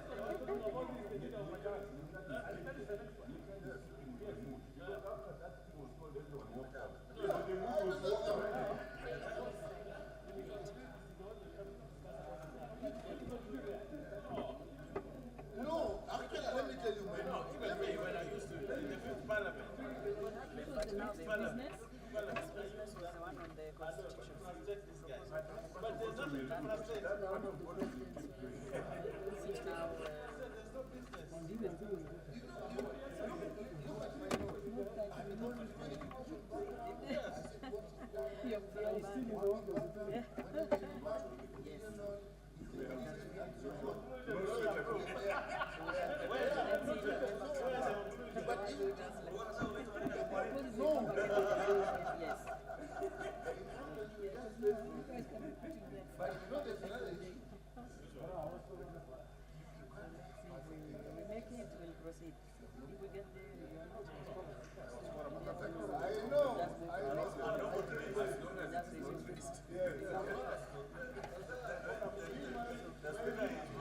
My view is, if you don't, what more do you want us to discuss this afternoon?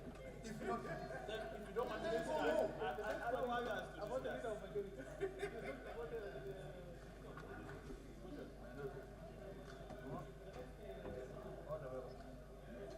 No, this is what I think. I even went and looked at this one today. The next agenda is the convention. But from next week, Parliament will be very good.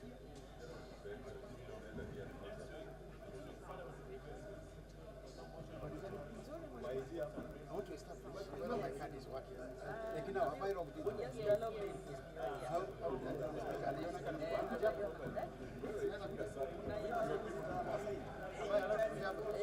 Briefly.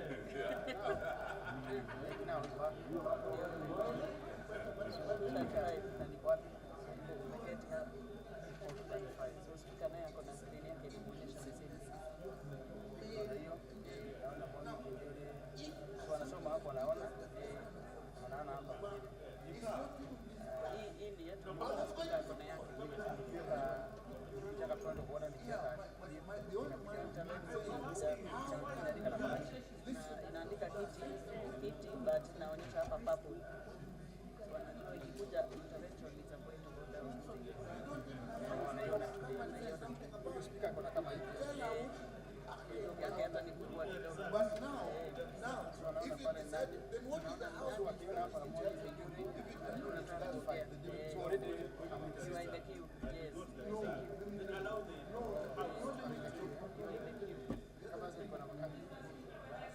There are 17 requests, so you are number 17. Ikiondoa kadi alafu nirudishe tena napotea. Utarudi mwisho. Sasa in case utarudi tu mwisho. In case ulikuwa save ulikuwa hapa sasa. Huyu akitoa arudishe.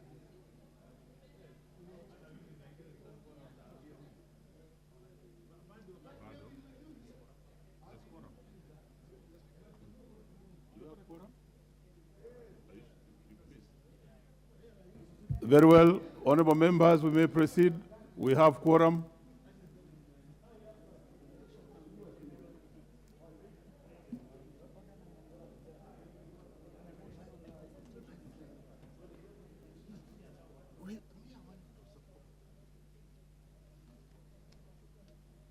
Deputy Governor of Central Bank, not even a word. This is history. History has been made. Honorable members, order. We are on order number 11. General debate on the proposal to Parliament to consider amending the Constitution and the standing orders. Order members, on next to contribute on this is Honorable Joseph Emathe of Turkana Central. Is she in the house? In her absence, could we have, is she there? Joseph, is he there? Proceed, Joseph, give him the microphone. Honorable Joseph, you may proceed. Thank you, Honorable Speaker. From the onset, I support the motion on amending the Constitution, and it is critical that we consider the three issues as raised and ensure that the Constitution actually speaks in respect to these emerging issues as communicated. And Honorable Speaker, it is important to consider that the President is giving us a good foundation to ensure that issues of checking government and ensuring that duties are segregated and that we have ministers come into this house is a very important and pertinent issue.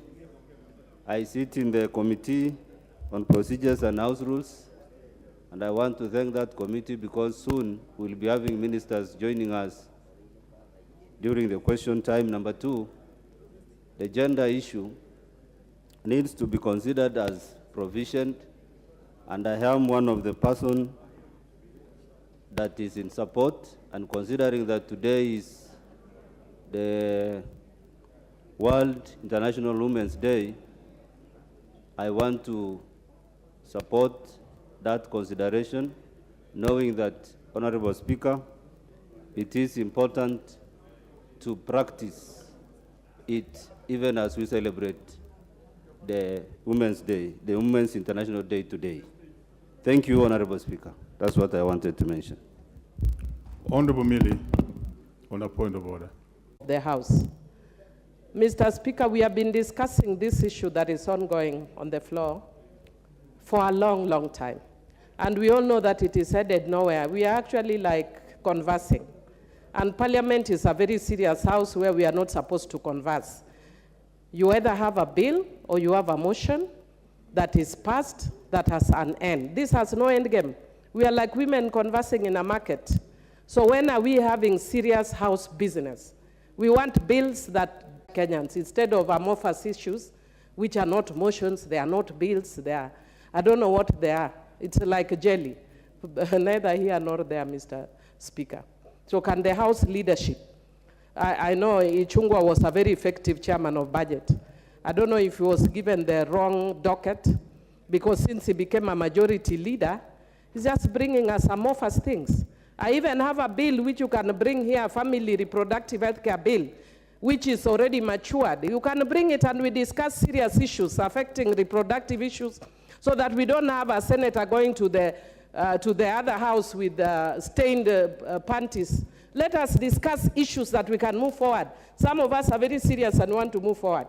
We don't want to just come here and converse. Oh, there should be what? There should be cabinet secretaries. There should be women representation. Without a bill, we are just conversing. We either have a bill or a motion Otherwise, we are not spending our time usefully. So what's your point of order? My point of order is that the House leadership needs to bring a substantive issue on the House so that we use our time meaningfully. Because we actually have so many multiple roles. I've just run from a budget committee where we are dealing with budget policy statements to come and discuss the House. Then I'm coming to the marketplace Very again, well, very honestly. well. You've been heard now. Leader.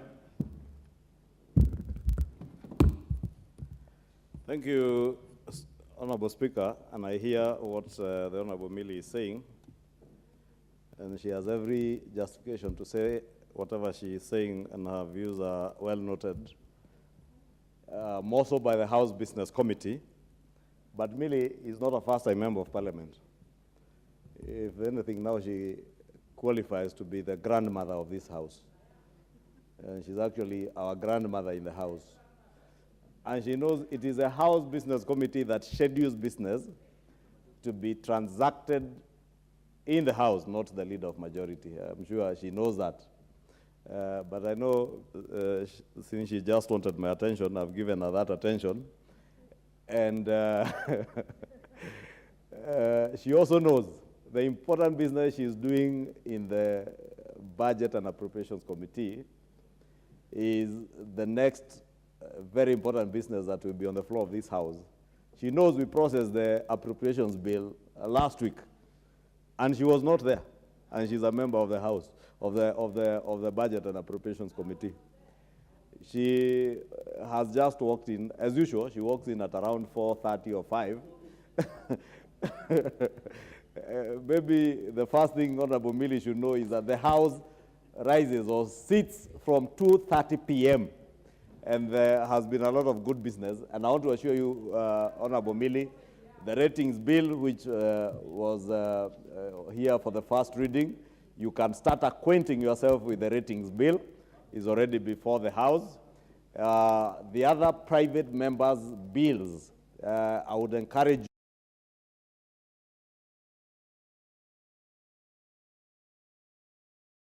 to purport, because I have not seen anything of the nature of the bill you purport to be before the House Business Committee.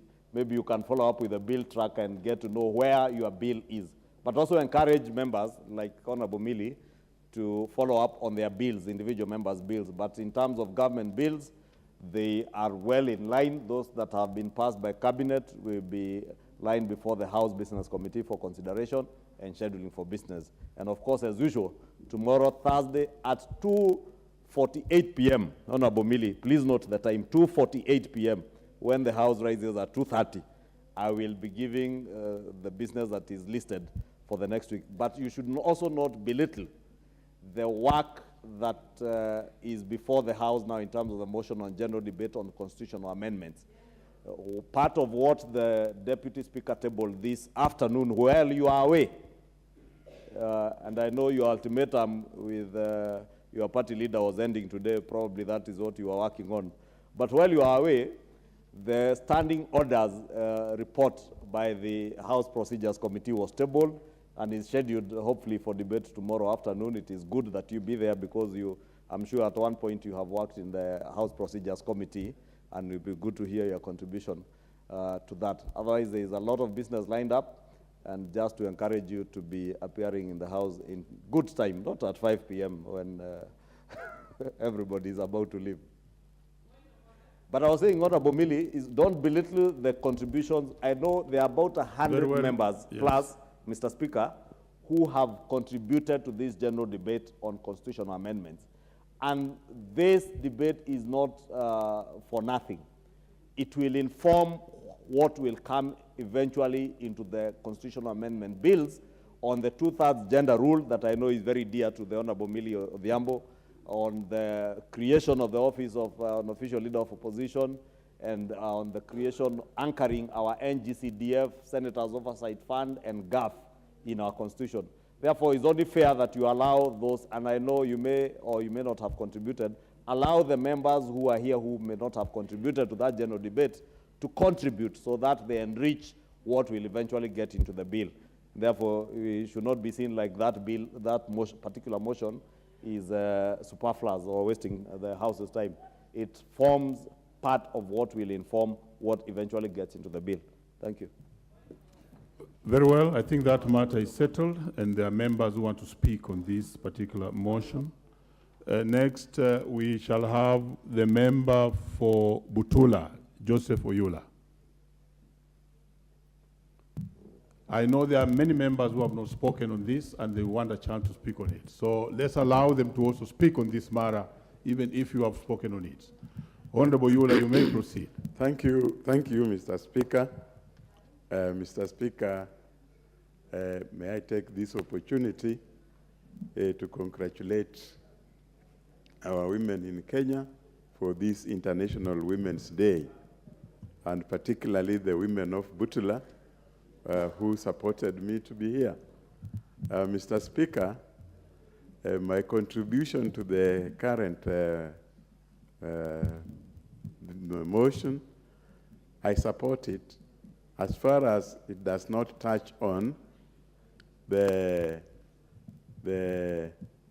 I support it as far as it touches on the amendment that affects NGDCF and the Women Fund and the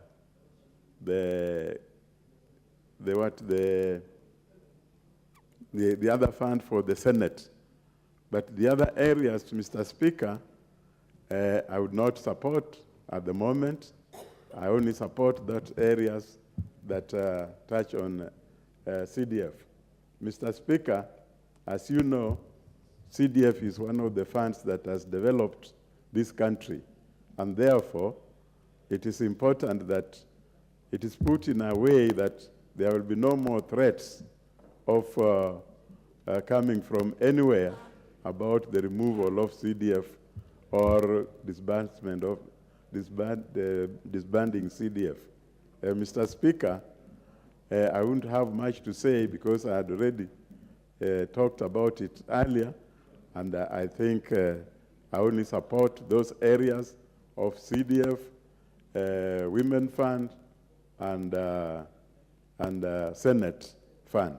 Thank you, Mr. Speaker. Very well. If you had spoken on this particular motion, you may declare early enough so that you don't speak on it twice. Let's have Honorable Paul Biego. Biego, I'm told, had already spoken on this. What about John Angeno? He's not in the house.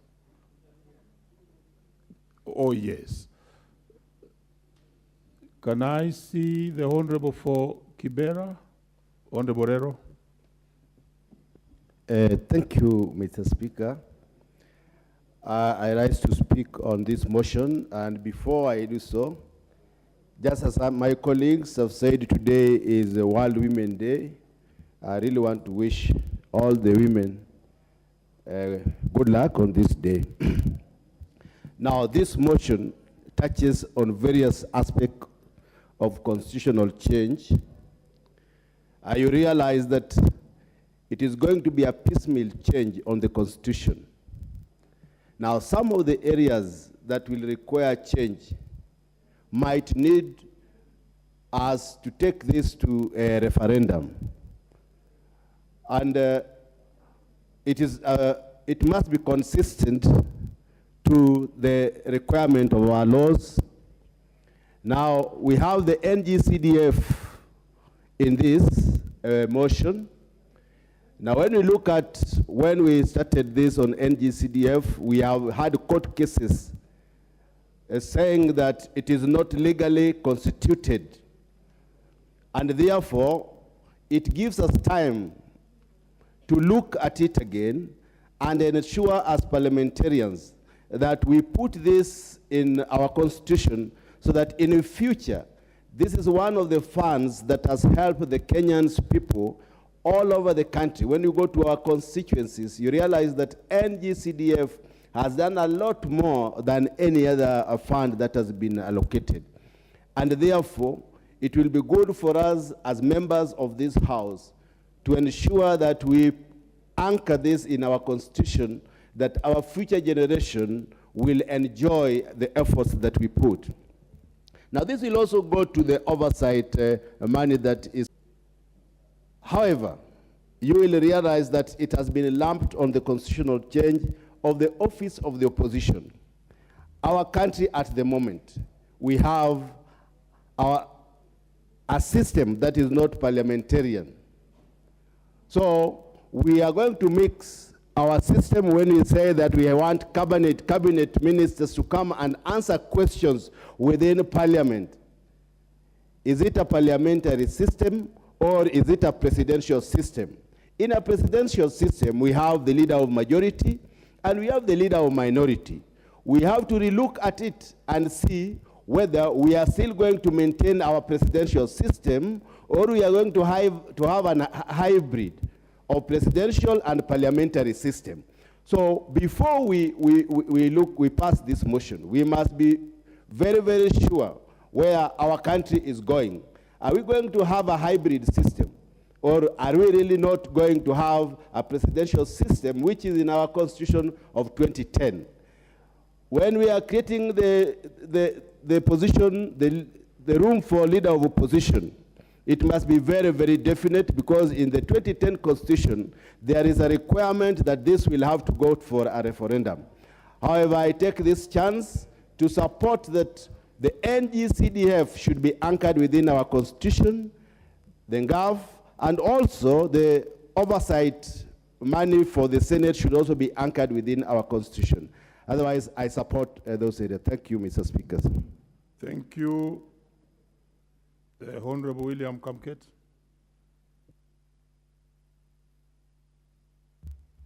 Thank you, Mr. Speaker. Mr. Speaker, sir, I rise to support this motion. And Mr. Speaker, the Kenya Constitution 2010 is a supreme law. But it's a piece of supreme law that, Mr. Speaker, we gave it to ourselves, albeit under very difficult circumstances, because, Mr. Speaker, it was the late Honorable Michuki who made the famous confession that they had clamored for a change of the Constitution without knowing that that moment would arrive. And that when that moment arrived, Mr. Speaker, they did not know what to do. Indeed, Mr. Speaker, the late Michuki went ahead and confessed that all they were after was the removal of the former President Moi from power.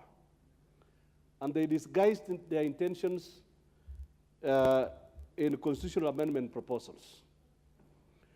Mr. Speaker, now we find ourselves in a situation where we have a mongrel of a constitution. We have to be very careful as leadership when we talk about the Constitution. There is a saying, Mr. Speaker, that you do not have to fix it if it is working. The Constitution that we inherited, Mr. Speaker, at independence was working very well. The hybrid system that had served the country for so long had served this country so well. I have the experience, Mr. Speaker, of having been a member of staff of this National Assembly. I have observed from that Hansard box there, up there, Mr. Speaker, I have observed this parliament, members of the executive, ministers coming to answer questions on the floor of this parliament, responding to parliamentary questions from members of parliament, and ministers themselves being members of parliament. There was no better system of government, and there was no more accountable system of government. What did we do? We went ahead, Mr. Speaker, and borrowed some system from, I don't know, from America or where, to create a parliament that is essentially speaking to itself. What do we do in this parliament, Mr. Speaker? We speak to ourselves. Nobody is listening to us. Ministers are busy with their meetings. And, Mr. Speaker, there is no better authority, Mr. Speaker, than the authority of the Speaker making orders to a cabinet minister, Mr. Speaker, when the minister is here, seated with us, and listening to those orders. When chairpersons of committees, Mr. Speaker, come to answer questions in this parliament, what are we doing? We are speaking to ourselves. We are making a mockery of representation. How can I, for instance, Mr. Speaker, ask, if, for instance, the Honorable Chirorot here, member for Kipkelion West, East, how can I be asking a member for Kipkelion East a parliamentary question? That is that's because he's a chairman of a particular committee. And when I follow up with him on a supplementary question, he has no answer at all. So, Mr. Speaker, I think it is time, Mr. Speaker, that we bring cabinet ministers or cabinet secretaries to Parliament so that we are able to hold them to account, Mr. Speaker. So that we, as the elected representatives of the people, are able to hold them to account, and the Speaker, sitting on your chair, Mr. Speaker, is able to make orders to that cabinet minister, and that matter resolved, whichever matter the member is raising. Mr. Speaker, on the matter of NGCDF, Mr. Speaker, my heart pains when I see all these busybodies trying to besmirch the good name of NGCDF. Where I come from, Mr. Speaker, the 90% of the projects that have ever been completed have been done by NGCDF. When I became member of parliament in 2017, Mr. Speaker, the amount of work I have done as member of parliament I mean, giving credit to myself, Mr. Speaker,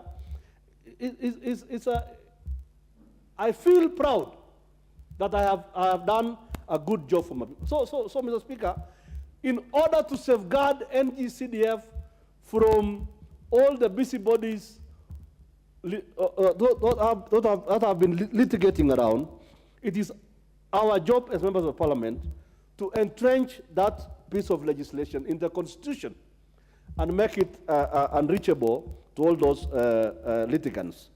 Same applies, Mr. Speaker, to the NGAF, National Government Affirmative Action Fund, as well as, Mr. Speaker, the new fund that we are proposing, the Senate Oversight Fund. Mr. Speaker, if we do not do this as a House, we will be exposing ourselves to the shenanigans in the streets that are hell-bent. And Mr. Speaker, in this country, there's a lot of jealousy, especially those whom we defeated in the elections. Their job is just to hire some funny lawyers on the streets there to try and kill the dreams of Kenyans.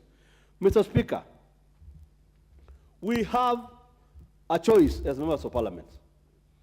As has been said by the speaker ahead of me, we have a choice as leadership. What kind of democracy are we going to practice? Are we going to practice parliamentary democracy? Are we going to practice, Mr. Speaker, presidential democracy, or a hybrid? Mr. Speaker, in the last term, I came up with what I thought was a very good piece of legislation to amend the Constitution. And I made suggestions. I believe, Mr. Speaker, that what needs to be done in this country, what serves this country best, is a hybrid system of government. And that is what is happening even among the neighboring jurisdictions.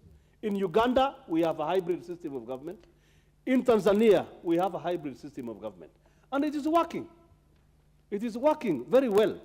So, Mr. Speaker, it is time we revert to the Constitution that we threw without knowing what we were throwing away. Mr. Speaker, with those remarks, I beg to support. Honorable Caroline Ngeleche. Thank you, Mr. Speaker, for giving me this opportunity. First of all, Mr. Speaker, today being Women's Day, let me wish all the women in this house and outside this house a happy day. Being a woman, Mr. Speaker, at times is so challenging because we should be all-rounded. We deal with so many issues from our homes, from the parliament, in the streets of Nairobi, in the streets of Iten, where I come from. So, Mr. Speaker, I want to wish each and every woman in this house, especially those women who always wake up to come and legislate for their people. Number two, Mr. Speaker, let me also wish the great people, the great women in Elgeyo Marakwet, a happy Women's Day. However, they are faced with so much challenges, especially in this period of insecurity. They have to endure a lot and persevere a lot during this time of war in their county. I want to just encourage them that let's keep our hope alive, and we believe that the storm will soon be over. Mr. Speaker, there is a special woman today whom you just discussed, and I would have wished to add to the motion, though you never gave me opportunity. Dr. Susan, she comes from Elgeyo Marakwet County. I also wish her a happy Women's Day, and indeed the gift came on at the right time. Mr. Speaker, concerning the issue of discussion, I'm not new to it, and I contributed my bit last time. But also, Mr. Speaker, it is never enough, because this is an issue that is really touching on us. And today being the Women's Day, I'll just do a follow-up on my contribution last time onto that gender rule. Order. If you had really contributed on this motion, then I'm not. You should declare, like I did indicate, and then we can allow a member who had not spoken on the same motion Mr. Speaker, to have a bite. So I think if you had spoken on it, thank you. We may move to the just next allow member. me to add something new, Mr. Speaker, on the discussion. No. I'm not repeating what I said, Mr. Please, Speaker. please, please, that's taken. So let's have the next member, and that is Honorable Christine Ombaka. Had you spoken on this motion? Thank you, Mr. Speaker, for giving me this opportunity. Before I contribute, I also want to wish all the women happy International Women's Day. Women work very hard from morning to the next morning. They are always double burdens. They carry the burden of the family. They are working mothers. There are all sorts of work that they do. We celebrate them because they are heroes.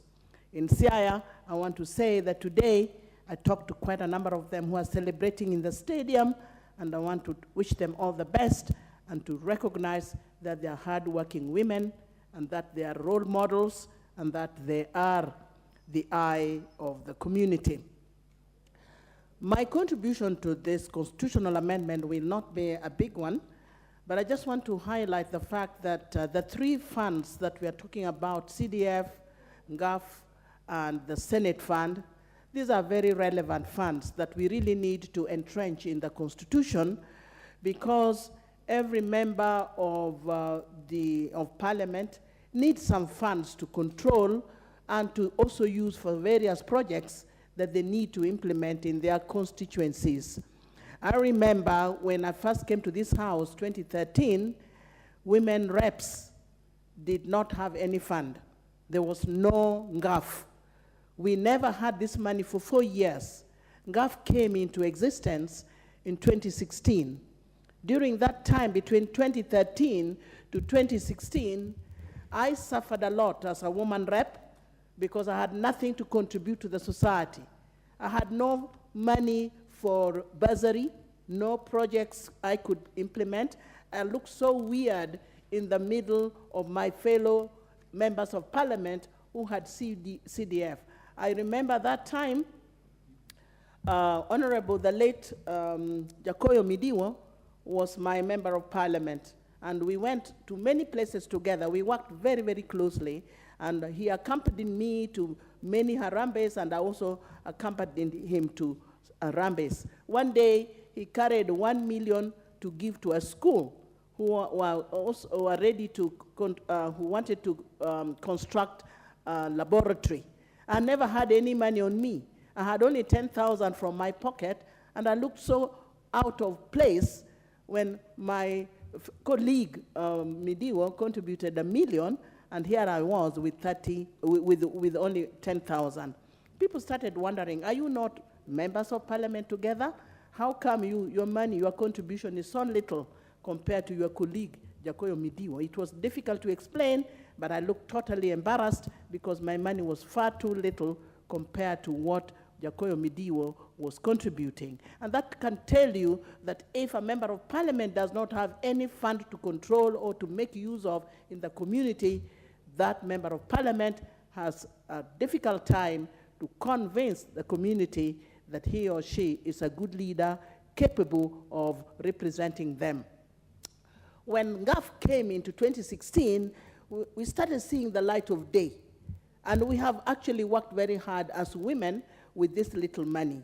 So it needs to be entrenched in the Constitution, because as it is right now, it is really within, it's within a Ministry of Youth and Gender, but anybody can remove it when they want it. It is not safe where it is. So I really support that it must be there.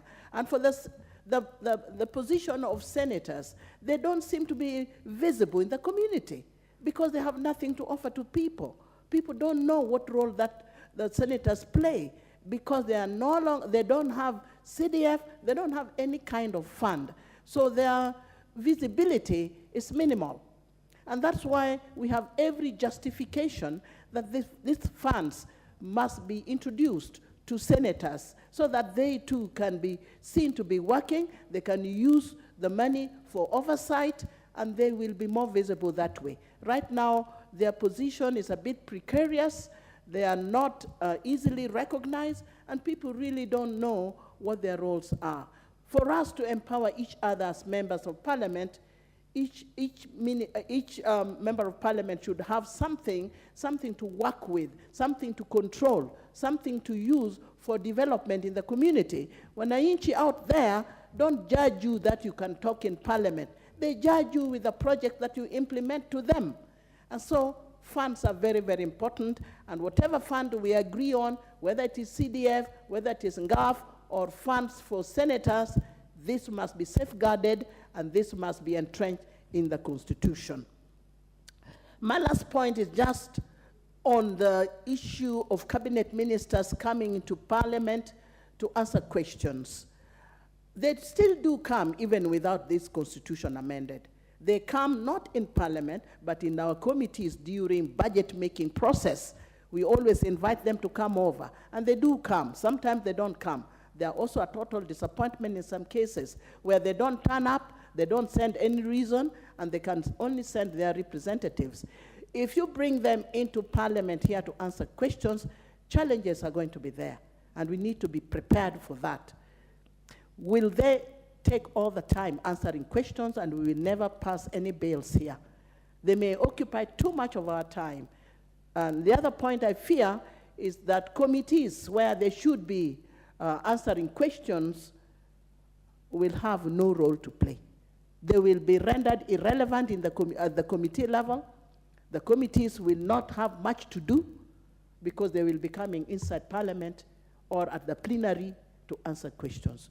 The next issue is it a BBI issue? Can it be clearly explained? If it is BBI, let's implement it to the, let's go along the way and implement what BBI requires, or what we really had proposed in the BBI, because it is neither BBI nor anything else. It's not so clear as to how it is. But challenges are there when we bring cabinet ministers into parliament to answer questions. Time is going to be consumed too much. We may not be able to have enough time for them. The right time is within a committee, as it is right now. So my view right now is that I cannot think that it is a practical thing. It is challenging.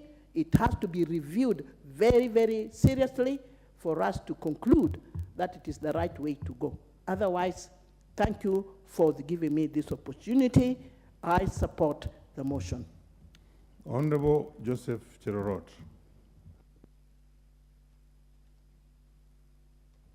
Thank you so much, Mr. Speaker, for giving me this time to contribute also on this motion. First of all, Mr. Speaker, let me take time to congratulate our women, because this was Women's International Day, especially our African women who take a lot of time to fend for their children, and also they take a lot of time also to do the house chores. And this one, Mr. Speaker, we give them credit, and I treat them as our heroines. So congratulations to our women because of what they do, and also especially our women in this house who have been participating in the motions, and also they have taken my time also to contribute even for the bills, and also to make sure that they represent their constituencies. Mr. Speaker, we talked a lot about this motion, about the Constitution amendment, and I want to say that in our 2010 Constitution, Mr. Speaker, you remember those days is that we passed the Constitution 2010 while it had some issues, and we used to talk about 20%. So, and I think the Constitution of 2010, Mr. Speaker, we consider the Bill of Rights, and that is why when we have a challenge with the gays and even this LGBTQ that came out the other day, it is because of the Constitution. Mr. Speaker, this amendment that has been brought, I want to say that I support because it will help us, especially the gender rule, which has been a thorn in flesh in this House, Mr. Speaker. It has taken more time, and our women, especially, they have been fighting for it. And I want to say, Mr. Speaker, I'm grateful that even His Excellency the President is the one who is pushing for this. And as we know, Mr. Speaker, the other day he talked about when we had the International Women's Day celebration, and he mentioned and he said before the end of the year, we'll make sure that we fulfill, especially this issue of the gender rule in our country and even in the Parliament, Mr. Speaker. Mr. Speaker, I think also another thing is about this issue of the CSS coming to the House, Mr. Speaker, to answer questions. This one I can say I support it 100% because, Mr. Speaker, the CSS are the executive, and in most cases, you find that even through the committees, if we do through the committees, the House committees, Mr. Speaker, it is like having a bureaucracy, and it will take my time to sort out issues that are there and even questions which pertains actually the executive. On the issue of these funds, Mr. Speaker, the NGCDF, it has been, there's been a lot of problem, and I know it has even derailed the progress and even the development in our country. We have these activists who have been going to court, and Mr. Speaker, when we have it in the Constitution, if it is entrenched in the Constitution, that fund would be protected. Same thing with the GAF and that one of the new proposed Senate oversight money, Mr. Speaker. So I want to say that this one actually will help us, especially to deliver service as members of Parliament. Mr. Speaker, there is also this issue of opposition office or leader of opposition office. This one, Mr. Speaker, will go a long way in making even those, the opposition leaders, now and even in future, Mr. Speaker, to perform their duties accordingly with a lot of decorum, and also they can be able to discharge their duties effectively, Mr. Speaker. Mr. Speaker, I want to say that for this one, I support, and thank you, Mr. Speaker. Honorable Engineer Nebat Muriuki, Berry South.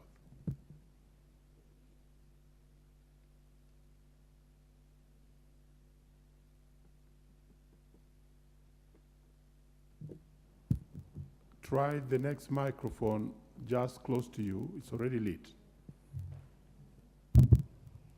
Thank you, Mr. Speaker, for giving me this opportunity to contribute in this very important motion. Before I do that, Mr. Speaker, I want to join my colleagues in congratulating and thanking the women of this country during this International Women's Day. In particular, Mr. Speaker, I want to recognize the women of Bere South, the constituency which I represent, because of the hard work which they do. Mr. Speaker, sir, Bere South is a semi-arid constituency, and especially at this time when the country is experiencing one of the worst droughts in history, the women of Bere South have to wake up very early in the morning and make many kilometers, some up to 20 kilometers, to look for water for their family. they have also to fend those families. Mr. Speaker, sir, I really thank and congratulate those women. A family in Beira South without a woman is our only family. They can easily go without water, they can go without food. But by the grace of God, the women are strong and they are supporting their families. Mr. Speaker, sir, even as I end that, I do request that these women be supported to feed their families through the relief food. On this motion, Mr. Speaker, sir, I really support it. When we talk of elected leaders in this country, whether you are a member of parliament, a women rep, a senator, the people we represent, they don't make the difference. To them, they are voted in, they are best people, and they expect Order, support. honorable member, why are you crossing the floor of parliament? Just go back and do the correct thing, please. That's not how you treat the House. Very well, then come back. You may proceed, honorable member, on the floor. Thank you, Mr. Speaker, sir. I thought it was directed to me. No. Thank you. I was saying the people we represent, whether they vote in a women rep or a member of National Assembly or a senator, their expectation, Mr. Speaker, sir, seems to be the same, that when they bring their problems to these people, they should be able to sort them out. Unfortunately, Mr. Speaker, sir, like we are witnessing even now in this country, when a government takes over, those who don't make it, they start making sure that those who have won, they don't perform. They want to make them ineffective so that they can say they are useless and they should even be removed from office even before their term ends. And this is what has been happening with the NCG, with the national government, CDF. Those who go to court to block it, they know very well that this fund is doing miracles in this country. They know very well that anything which is getting down to the mwananchi is coming through this fund, and it is really transforming the country. But the whole essence behind these litigations is trying to make the government and the members of parliament who have been elected ineffective. So, Mr. Speaker, sir, I support that we entrench this fund, the GAF, and even the issue of senators having an oversight fund in the Constitution, so that we may block that loophole of people literally trying to make this country remain backwards, remain underdeveloped, just because they have got their own personal interests. If we look at the NGCDF fund, Mr. Speaker, sir, especially at this time when Kenya is experiencing the worst of its times because of the drought, many children would not have gone to school if this fund was not there. This is the fund which has assisted many families to take their children to school when they are having very little money to support the families, because most of the resources in the families now are going to food and almost nothing else. Mr. Speaker, my contribution would be this. We should actually broaden the scope of this fund. There are things which we can't do with this fund because they are saying to be covered under the county, especially health. We know health is a very, very key issue in every family, in every community, and members of parliament find themselves in a very tricky situation when we are being asked to support health issues. We know we do get requests for heavy medical bills, which we are supposed to support. Also, the building of dispensaries and equipping with medicines and other facilities. And our hands are tied because this is said to be a function of the county. Mr. Speaker, this is as we amend this constitution, we also need to broaden the scope of the CDF fund so that it can cover basically all the needs, or most of the needs, which affect the people we represent. Mr. Speaker, coming to the issue of ministers appearing before the House to answer questions, I do support.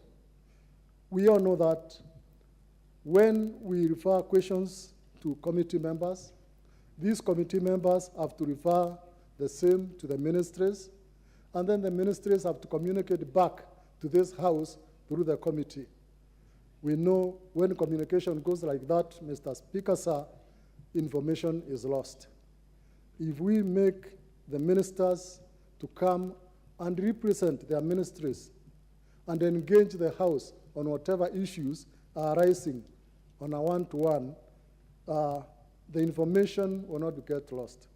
However, we cannot make the committees of this House irrelevant. My proposal is that before a minister sits in this House to engage with the members of Parliament, that minister must, of necessity, engage with the committee so that when presenting or answering questions in the House, the minister should be having full backing of the committee. In other words, the minister will only be presenting the issues or answering questions on behalf of the committee, but not coming to engage with the committee members in the House. The committee members should be coming to support the minister, being fully aware of what is being presented in this House. And so I support, but with a rider that the ministers must engage fully with the committee before even appearing into this House. On the two-thirds gender rule, Mr. Speaker, sir, this one, it has proved impossible to achieve through the normal elections. And so, if we can come up with a mechanism of topping it up through the Constitution amendment, Mr. Speaker, sir, this would also give room for representation for the minority communities. Minority communities are not just regional. They are not even, say, in the counties. Even within a constituency, Mr. Speaker, sir, we can have minority communities within a constituency. Minority community can be identified within a county and also even within a region. And so for this two-third gender rule, if it can be put in the Constitution in a manner that top-up can be allowed, then those minority communities will have room to get nominations to come into this House, and this House may have full representation of all the people of this country. And so I support. Mr. Speaker, sir, regarding the Leader of Opposition, I support the creation of that office in this House so that the opposition may do their business right in the House instead of doing it in the streets. If that had been allowed, Mr. Speaker, sir, the mass action we are talking about or we are hearing about will not be spoken out there. It would have been spoken right in this House and discussed and see what are the pros and cons of having mass action at this particular. Honorable Peter Lochakapong.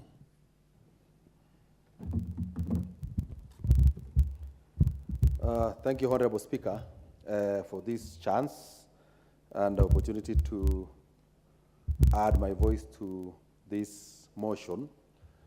On the onset, I want to wish all the women of Kenya a happy Women's Day.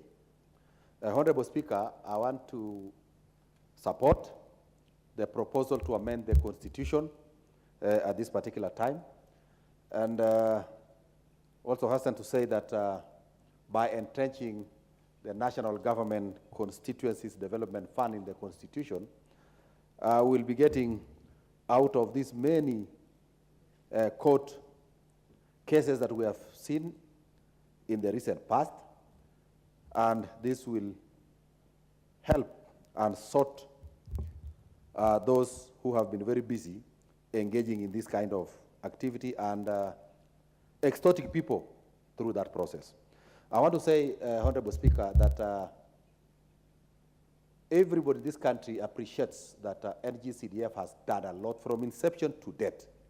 And NGCDF has brought many parts of this country as closer as possible in terms of development to be equal, because we are sharing almost on an equal basis national government revenue to every constituency, which I think is a good thing. So we have had to put up classrooms. We have also had to put up security installations in terms of police posts, police houses, chief's offices, that has enabled our administrators at the lower level to perform their work well, because CDF has constructed for them offices. So I want to say that ensuring that we move on with CDF without any interference from any quarter is a good idea. So I want to say that is very good. I also want to say that entrenching again the national government affirmative action in the Constitution is also a welcome move. And just like the CDF, I think CAF is also doing a very good work within our constituencies, within our counties, and within our areas. Now, the Senate Oversight Fund, I think this will enable the senators to oversight resources that are sent from the national government to counties without being compromised. As it is now, chances are, to a big extent, and because of limitation of resources, the senators are not able to effectively oversight whatever resources may or has been appropriated to counties. So by creating an oversight fund for senators, I think they will be empowered, they will be facilitated, and they will have no excuse while oversighting whatever resources the counties will be receiving. So I think this is a good idea, and I support that. Honorable Speaker, we have attempted on very many occasions to pass the two-thirds gender principle in this House. And on all those occasions, we have not succeeded. So now that there is a proposal to amend the Constitution so that we can effectively achieve the two-thirds through a proposed formula, I think this is a welcome idea, and we are now going to sort out what we have not been able to sort out for very many years. Probably for the last maybe 10 years, we have not been able to sort out this, and therefore it is important that all of us support this proposal so that we achieve the two-thirds gender rule in this House. Changing of the standing orders so that we have cabinet secretaries come and answer questions that are of concern or affecting the people of Kenya, I think is also a good idea. Many a times when cabinet secretaries appear before committees, they just answer the question as is presented to them. Any follow-up questions, sometimes they may not be prepared to answer them. And I want to say, Honorable Speaker, that by the mere fact that cabinet secretaries will know that they are appearing before this House will make them prepare adequately and will ensure that each cabinet secretary knows so much about his ministry, so that should there be follow-up questions, that cabinet secretary should be more than prepared to answer them appropriately while in this House. Many a times when committee chairs are taken to task over matters in terms of follow-up questions on questions that have been raised in this House, they have never been able to answer them, and they will always require time, that let them be given time as they consult. But this time now, when the cabinet secretary, him or herself, will be here, I think some of these things will be addressed on the floor of this House and almost immediately. So I want to say, I think that's a very good idea. And that also, Honorable Speaker, tells you how much this government is willing to be accountable to the people of Kenya. By the cabinet secretaries appearing here, the government that has nothing to fear in terms of being accountable to the people of this republic. And I think that's something that is welcome. Finally, Honorable Speaker, the proposal to create the office of leader of official opposition, I think is a good thing. So that this office is facilitated, is financed through public funds. And therefore, whenever the official opposition leader would want to undertake programs, projects, or even do anything, we know where we can find him. So that it's not now like the current situation now, where you may not really know if you even if you wanted to engage, where would you find him? And I want to believe that now that that office will be facilitated and will be financed through public funds, it will again be more accountable, because the people of Kenya will again demand for accountability from that office, because any office that is enjoying the benefits of being financed through public resources must also be accountable. So I think we will make that office of leader of official opposition to be a bit even more accountable to the people of Kenya, and to keep the government in place, in check, which is a good thing. I think we require that so that everybody is on their toes and everybody does or do what is required of them.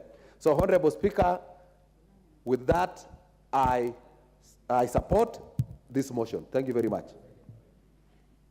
Okay. Honorable Charo Kazungu is in the house.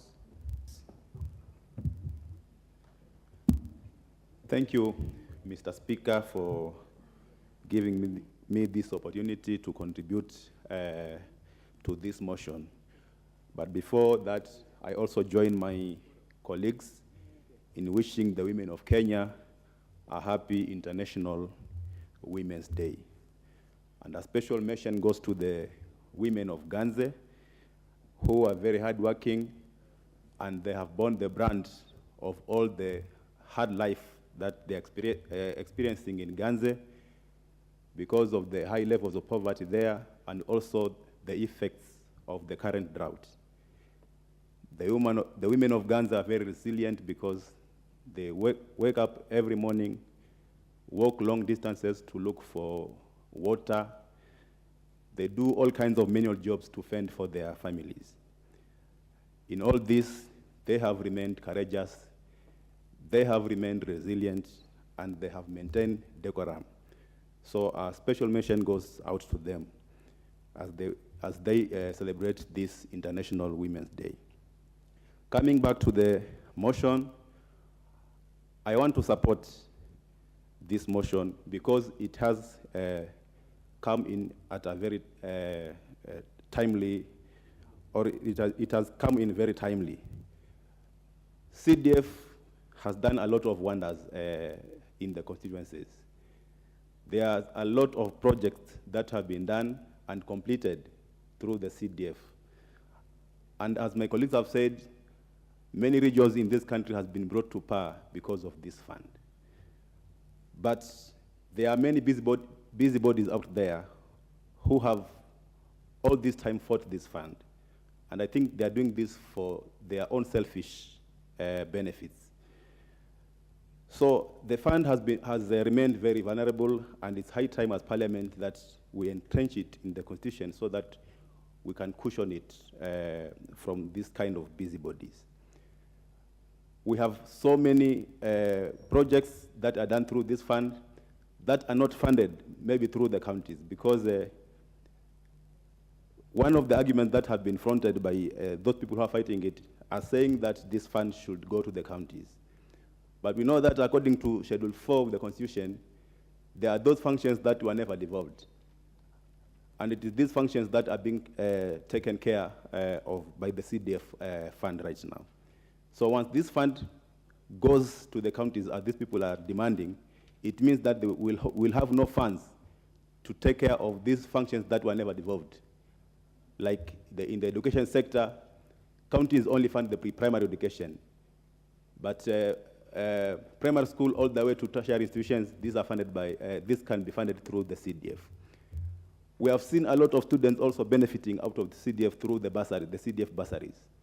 In an area like Ganze, where I come from, where the poverty levels are very high, majority of the people there depend on CDF bursaries to take their kids to school. So once this is removed, then it means many people are not going to access education. So I support the idea that this fund needs to be entrenched in the Constitution so that we can protect it for posterity.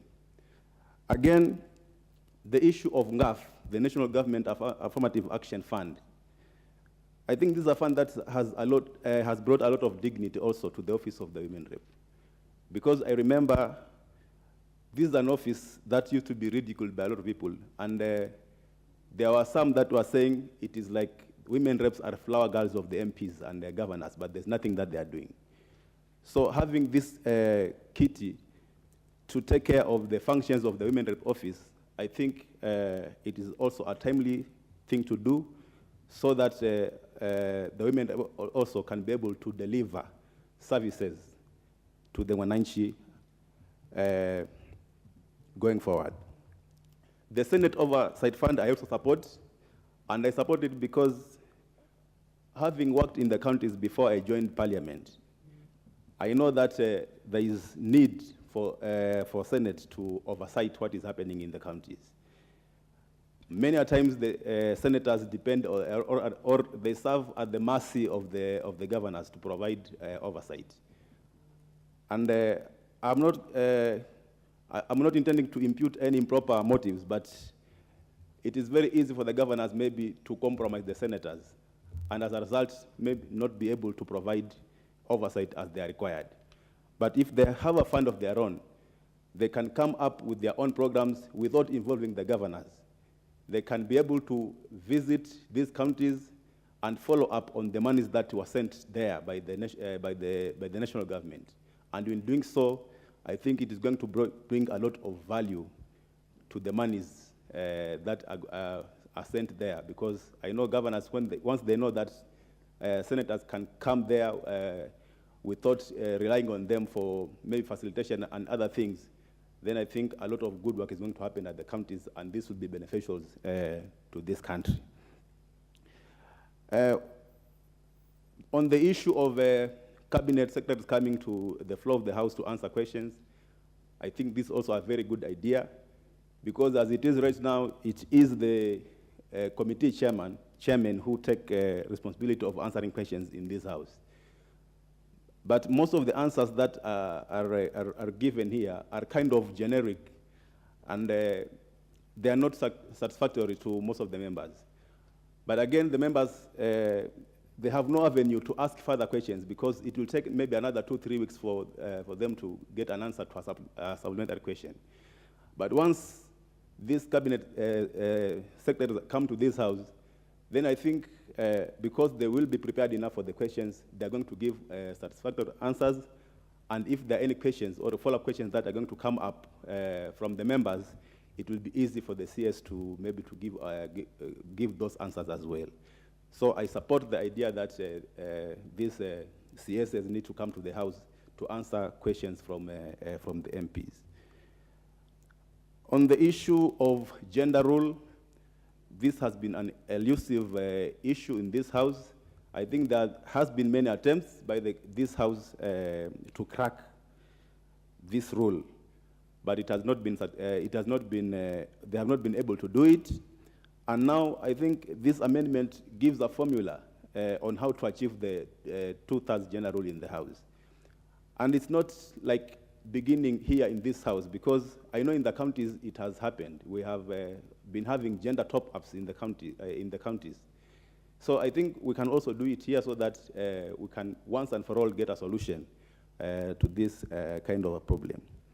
The only issue here, maybe it's a complication that has been brought about by the Supreme Court when they allowed the issue of LGBTQ. So you see now they kind of redefine the issue of gender once that rule is approved in this country, and I think this is the reason why we need this parliament to refuse the ruling by the Supreme Court. It is because now they have kind of redefined the word gender, because we used to know gender as either male or female. But now with this new ruling that came into being, it means now gender has expanded. We have male, female, we have the gays, we have the lesbians, we have the queer, and all those things. So that means now, I don't know how we are going to achieve the two-thirds gender rule again, because now it's not about men and women again, but the scope of gender has been expanded. So I think this was another reason why we need as a parliament to make sure that that ruling does not come into effect in this country. Finally, on the issue of the office of the opposition, I want also to support that. I think government needs to be oversighted, and the best person to oversight a government is the run-up, the person who becomes a run-up in an election. So once this person is facilitated using government funds, I know he's going to keep the government in power in toes, and this good for the running of the country, because it will provide enough oversight, and this is going to be of benefit to the people of the country at large. Thank you, Mr. Speaker. Hon John Kiragu, Member of Parliament, Limuru. Thank you, Mr. Speaker, for giving me an opportunity to contribute. First of all, I want to salute the women of this nation, and particularly I want to give my honor to my mom and my wife and to my two daughters, and also not to forget the great women of Limuru who are the major engine of development in our constituency. I will not also not forget the two ladies, First Lady and Second Lady, who have led this nation into times of prayers.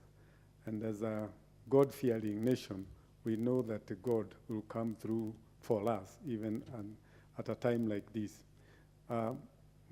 Mr. Speaker, I would like to start by saying that I would like to support this motion, particularly on this Women's Day. On the matter of gender rule, I would like to support and to say that it is about time that we finalize on this matter. This issue has been there for some time, and the President has provided a very simple formula of how we can achieve this. And I think the women of this nation really need to be supported in this matter. We know their contribution. We know how important the women have been in this nation, and we also need to have the rule achieved, particularly in this House. Mr. Speaker, I rise also to support the anchoring through our Constitution, the FAD and national government CDF, the GAF, and Senate oversight. Mr. Speaker, as a person who have been in this parliament before, in the 11th parliament, I saw what CDF can do. During that time, about 5 years, we in Limuru, we were able to establish 5 secular schools in areas that transition to high school was a very difficult thing. We know that the challenges are there for improving education, improving security, and this fund helps a lot in solving this matter. But Mr. Speaker, we know not everybody has been happy of the fact that this national government CDF works, it is practical, it achieves results. People have been fighting. We know that there are people who are anti-development, people who are jealous, people who think that the poor should not have an opportunity to move themselves up. But this fund has helped this nation to particularly pick those people who are at the bottom of the economic ladder to move themselves up and be people who will contribute a lot in this country. Last 2 weeks, after even having issued bursaries in Limuru to about 13,000 children, we still had a challenge of not being able to help many others who could not even have money to enroll themselves for Form 1. And Mr. Speaker, I had to organize a marathon to raise more funds. And it is, you know, through this marathon, we were able to take another 50 kids who are at home. It pains me a lot to hear people who say, just because that this thing is not in, the fund is not in the Constitution, it is not good.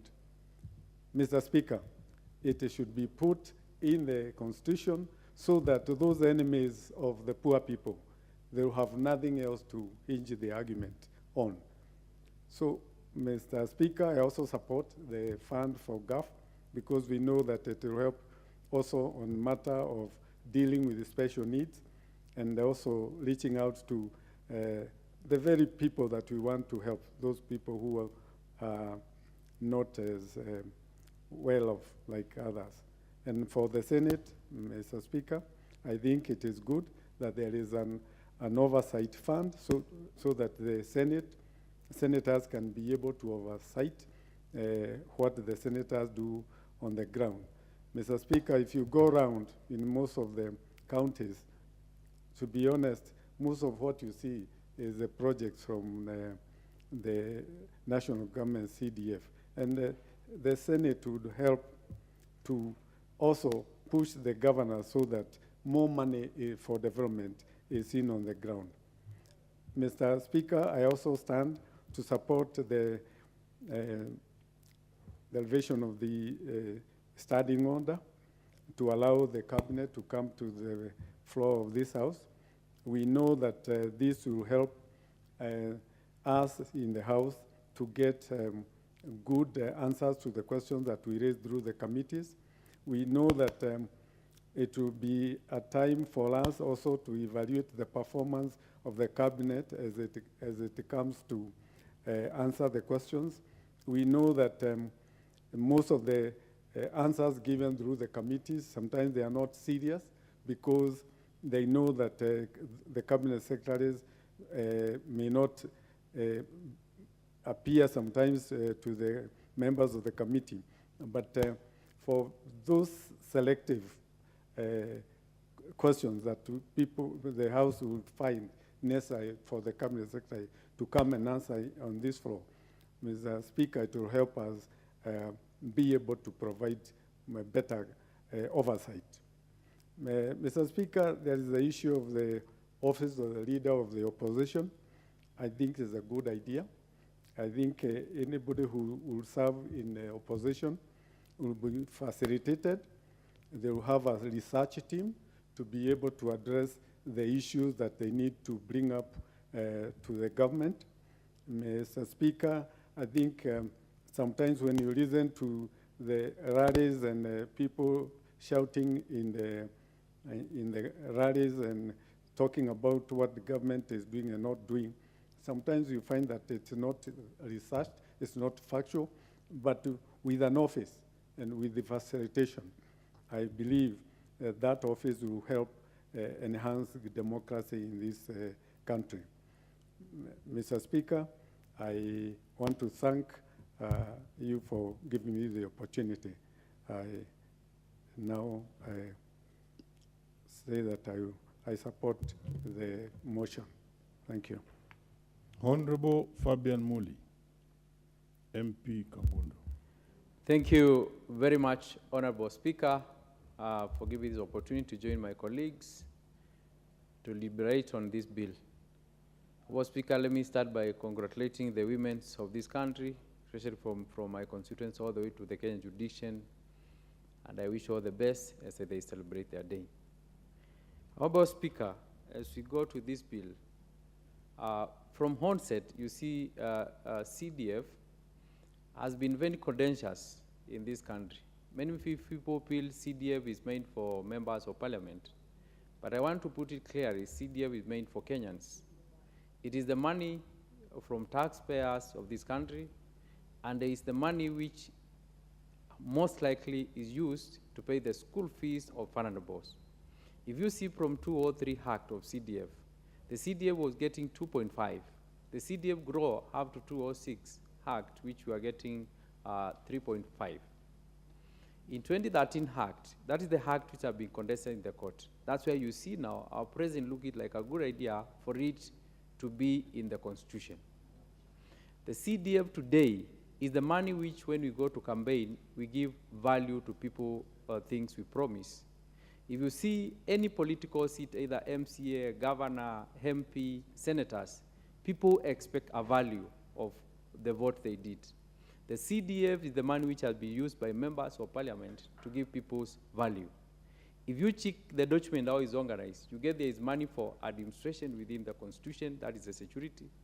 You get there is money for sports, for the constituency. You get there is money for environment. There is money for infrastructure, for education. But also, Honorable Speaker, we need to remember the church. We need to consider in CDF maybe 0.5% we consider religion. We can put religion maybe to go to church or mosque. I'm saying that because CDF is function for the Kenyan community. So people should not feel that a CDF is made for members of parliament. And that's why I stand here and say that it is very important the CDF to be haggard in the constitution, and the whole that vote should be mentioned. If the vote for administration, vote for environment, vote for health, for security, we should mention the amount which goes as per the policy document of the schedule of the CDF. And I support the proposal from our president, what he has said. Our Speaker, there is another bill for opposition leader to be haggard, to be considered in some funding and his program. Our Speaker, we need to understand this. It is very important to oppose, but we need to oppose objectively. We don't need just to say that I'm opposing you because I was competing with you. In this country, we need to grow a democracy which is progressive. If today you are doing the right thing, I support you. If you are doing the wrong thing, I oppose you. And that's what we call ideological thinking in terms of democracy. In today's, we can say that the other team, Azimio, they got almost 5 million votes. These people need an office. The people who voted that line need an office somewhere where they can be heard. Their cry can be seen. Every Kenyan who is in the office, who is not in the office, need to enjoy the right of this jurisdiction. So that's why we are saying an office of opposition leader should have funds. And I'm going to challenge also the people in Azimio. They should not feel like this fund is made for them. This fund is made for the person who becomes number 2 in election or presidential election. And most likely this bill may become in practice after 2027. And I'm sure our party, GDDP, will be number 2. So I might be actually campaigning for money for my party. So I'm not seeing them, they'll be number 2 anymore. I know we'll be number 1, I know they won't be number 2. So they should not feel that we are making money for them. We are making money for Kenyans who are contesting for presidential seats. There's the one who come number 1, there's the one who come number 2, and the one who come number 3. So we are talking about number 2. We are not specific, this group will come. Because also we party leaders, we're also willing to challenge to come number 1 or number 2. So we need, when we come number 2, we need to have mobilization funds. We need to meet our supporters. We need to oversight the government. And we need also to show the move of democracy of this country. The other thing which we need to move as a country in terms of election and understanding. We should not be thinking about most likely I want to put speaker on this house. This house we have majority leader and a minority leader. This house has no opposition leader. As much as we are going to make this bill, we have to consider how this house need to be organized. So you must consider the standing orders. The standing orders, you need to consider that maybe to put majority leader to be the leader in the government and then opposition leader to be sitting in this house. Because I don't see how now we are going to facilitate somebody in our office somewhere who is leading other guys in the house when he's not leading them inside the house. So we need to consider in our standing orders, we need to consider opposition leader, not only to be coming to address the house the 1 year, but to give him an opportunity somewhere to be sitting in this house. Also on the issues of putting the cabinet secretary to be coming to this house, not only thinking cabinet secretary to coming to this house, if you see what has happened recently, the members of parliament, they have given opportunity to serve as cabinet secretaries. Now, we have pushed these people to resign their office, given IBC a lot of time, and their voters' ground to go again to vote for other leaders. We need to consider a member of parliament or a senator can be a cabinet secretary. Because if they are coming in the house, you just come in the house to be asked the question.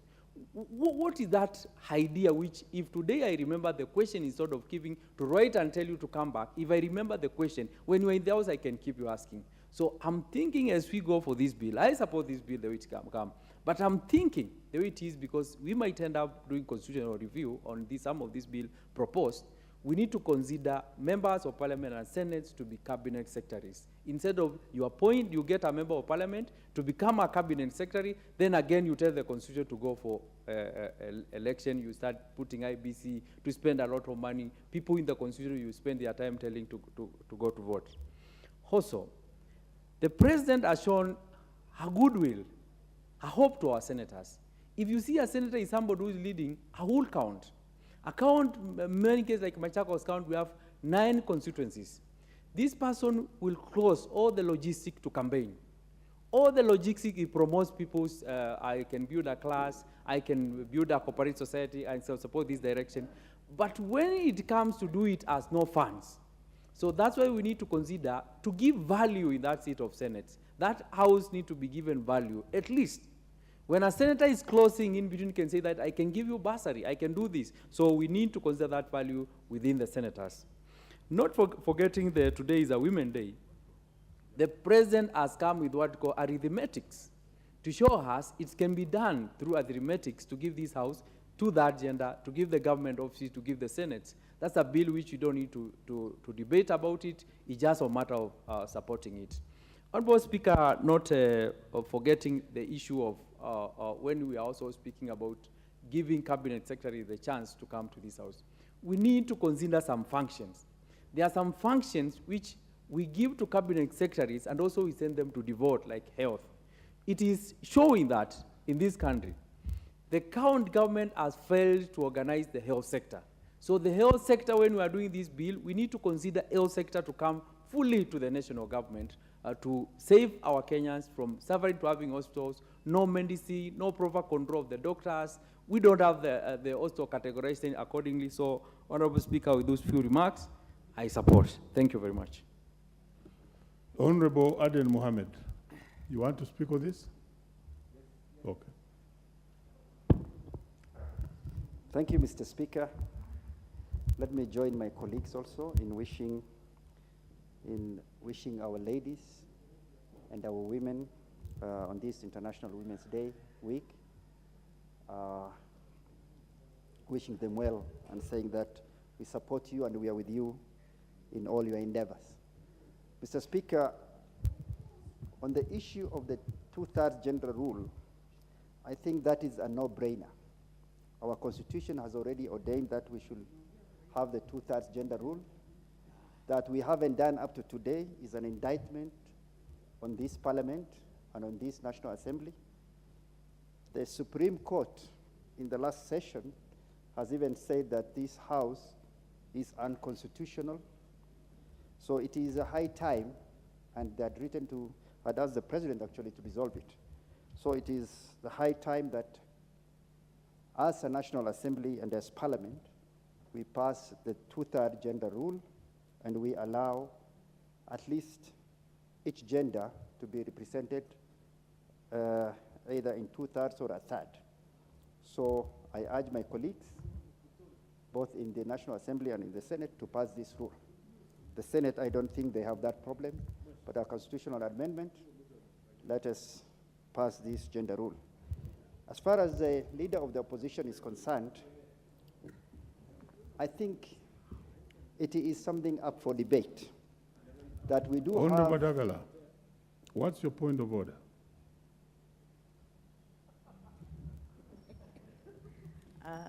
Thank you, Mr. Speaker.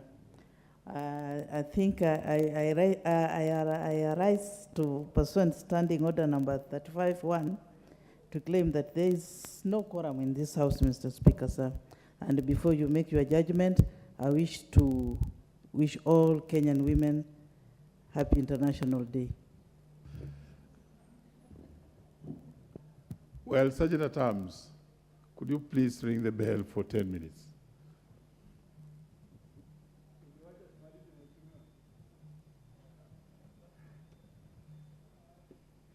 Mr. Speaker, should I proceed or I wait for the bell?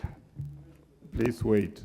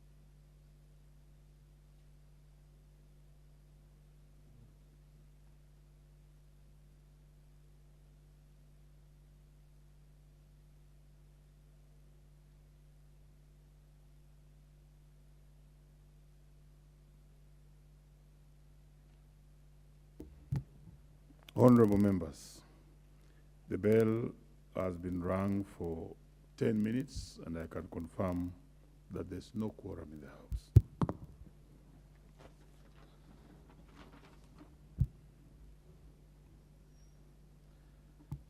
Honorable members, and the time being 5:46 p.m., this House stands adjourned until tomorrow, Thursday, 9th March 2023 at 2:30 p.m.